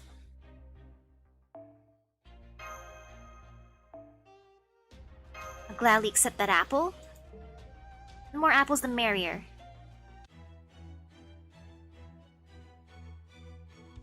Yay, though, I got through at least the prologue and a little bit into the storyline. That was the goal since I want to get those special cutscenes during events. Especially since Saber Wars is coming up, so I'm like, you know what? I want to see the event in all of its glory. So I gotta get past the prologue in Lostbelt 3. That was a true goal tonight, so yay! I'm happy with that. And since it's 11:02 p.m., I'm gonna get dinner. My tum-tum is craving some foods. I'm excited for Space Ishtar. I can't wait to try summoning for her. I gotta hope my gacha luck replenished. But yeah, I need some foods. Thank you. I gotta scour my fridge. If not, I'll make a sandwich. A peanut butter honey sandwich. I need something tasty. Maybe a banana. Peanut butter banana honey sandwich. Yum. But yes, thank you everyone for stopping by the stream. I'm gonna use up all my sanity and also auto run with sanity while using my AP to get some free quests done. While eating a sandwich. I have enough hands for that. But yes, thank you everyone for stopping by the stream. I need food. I seriously need food. Before my stomach gets too angry at me. Thank you. See you later. Bye-bye. Sandwich time.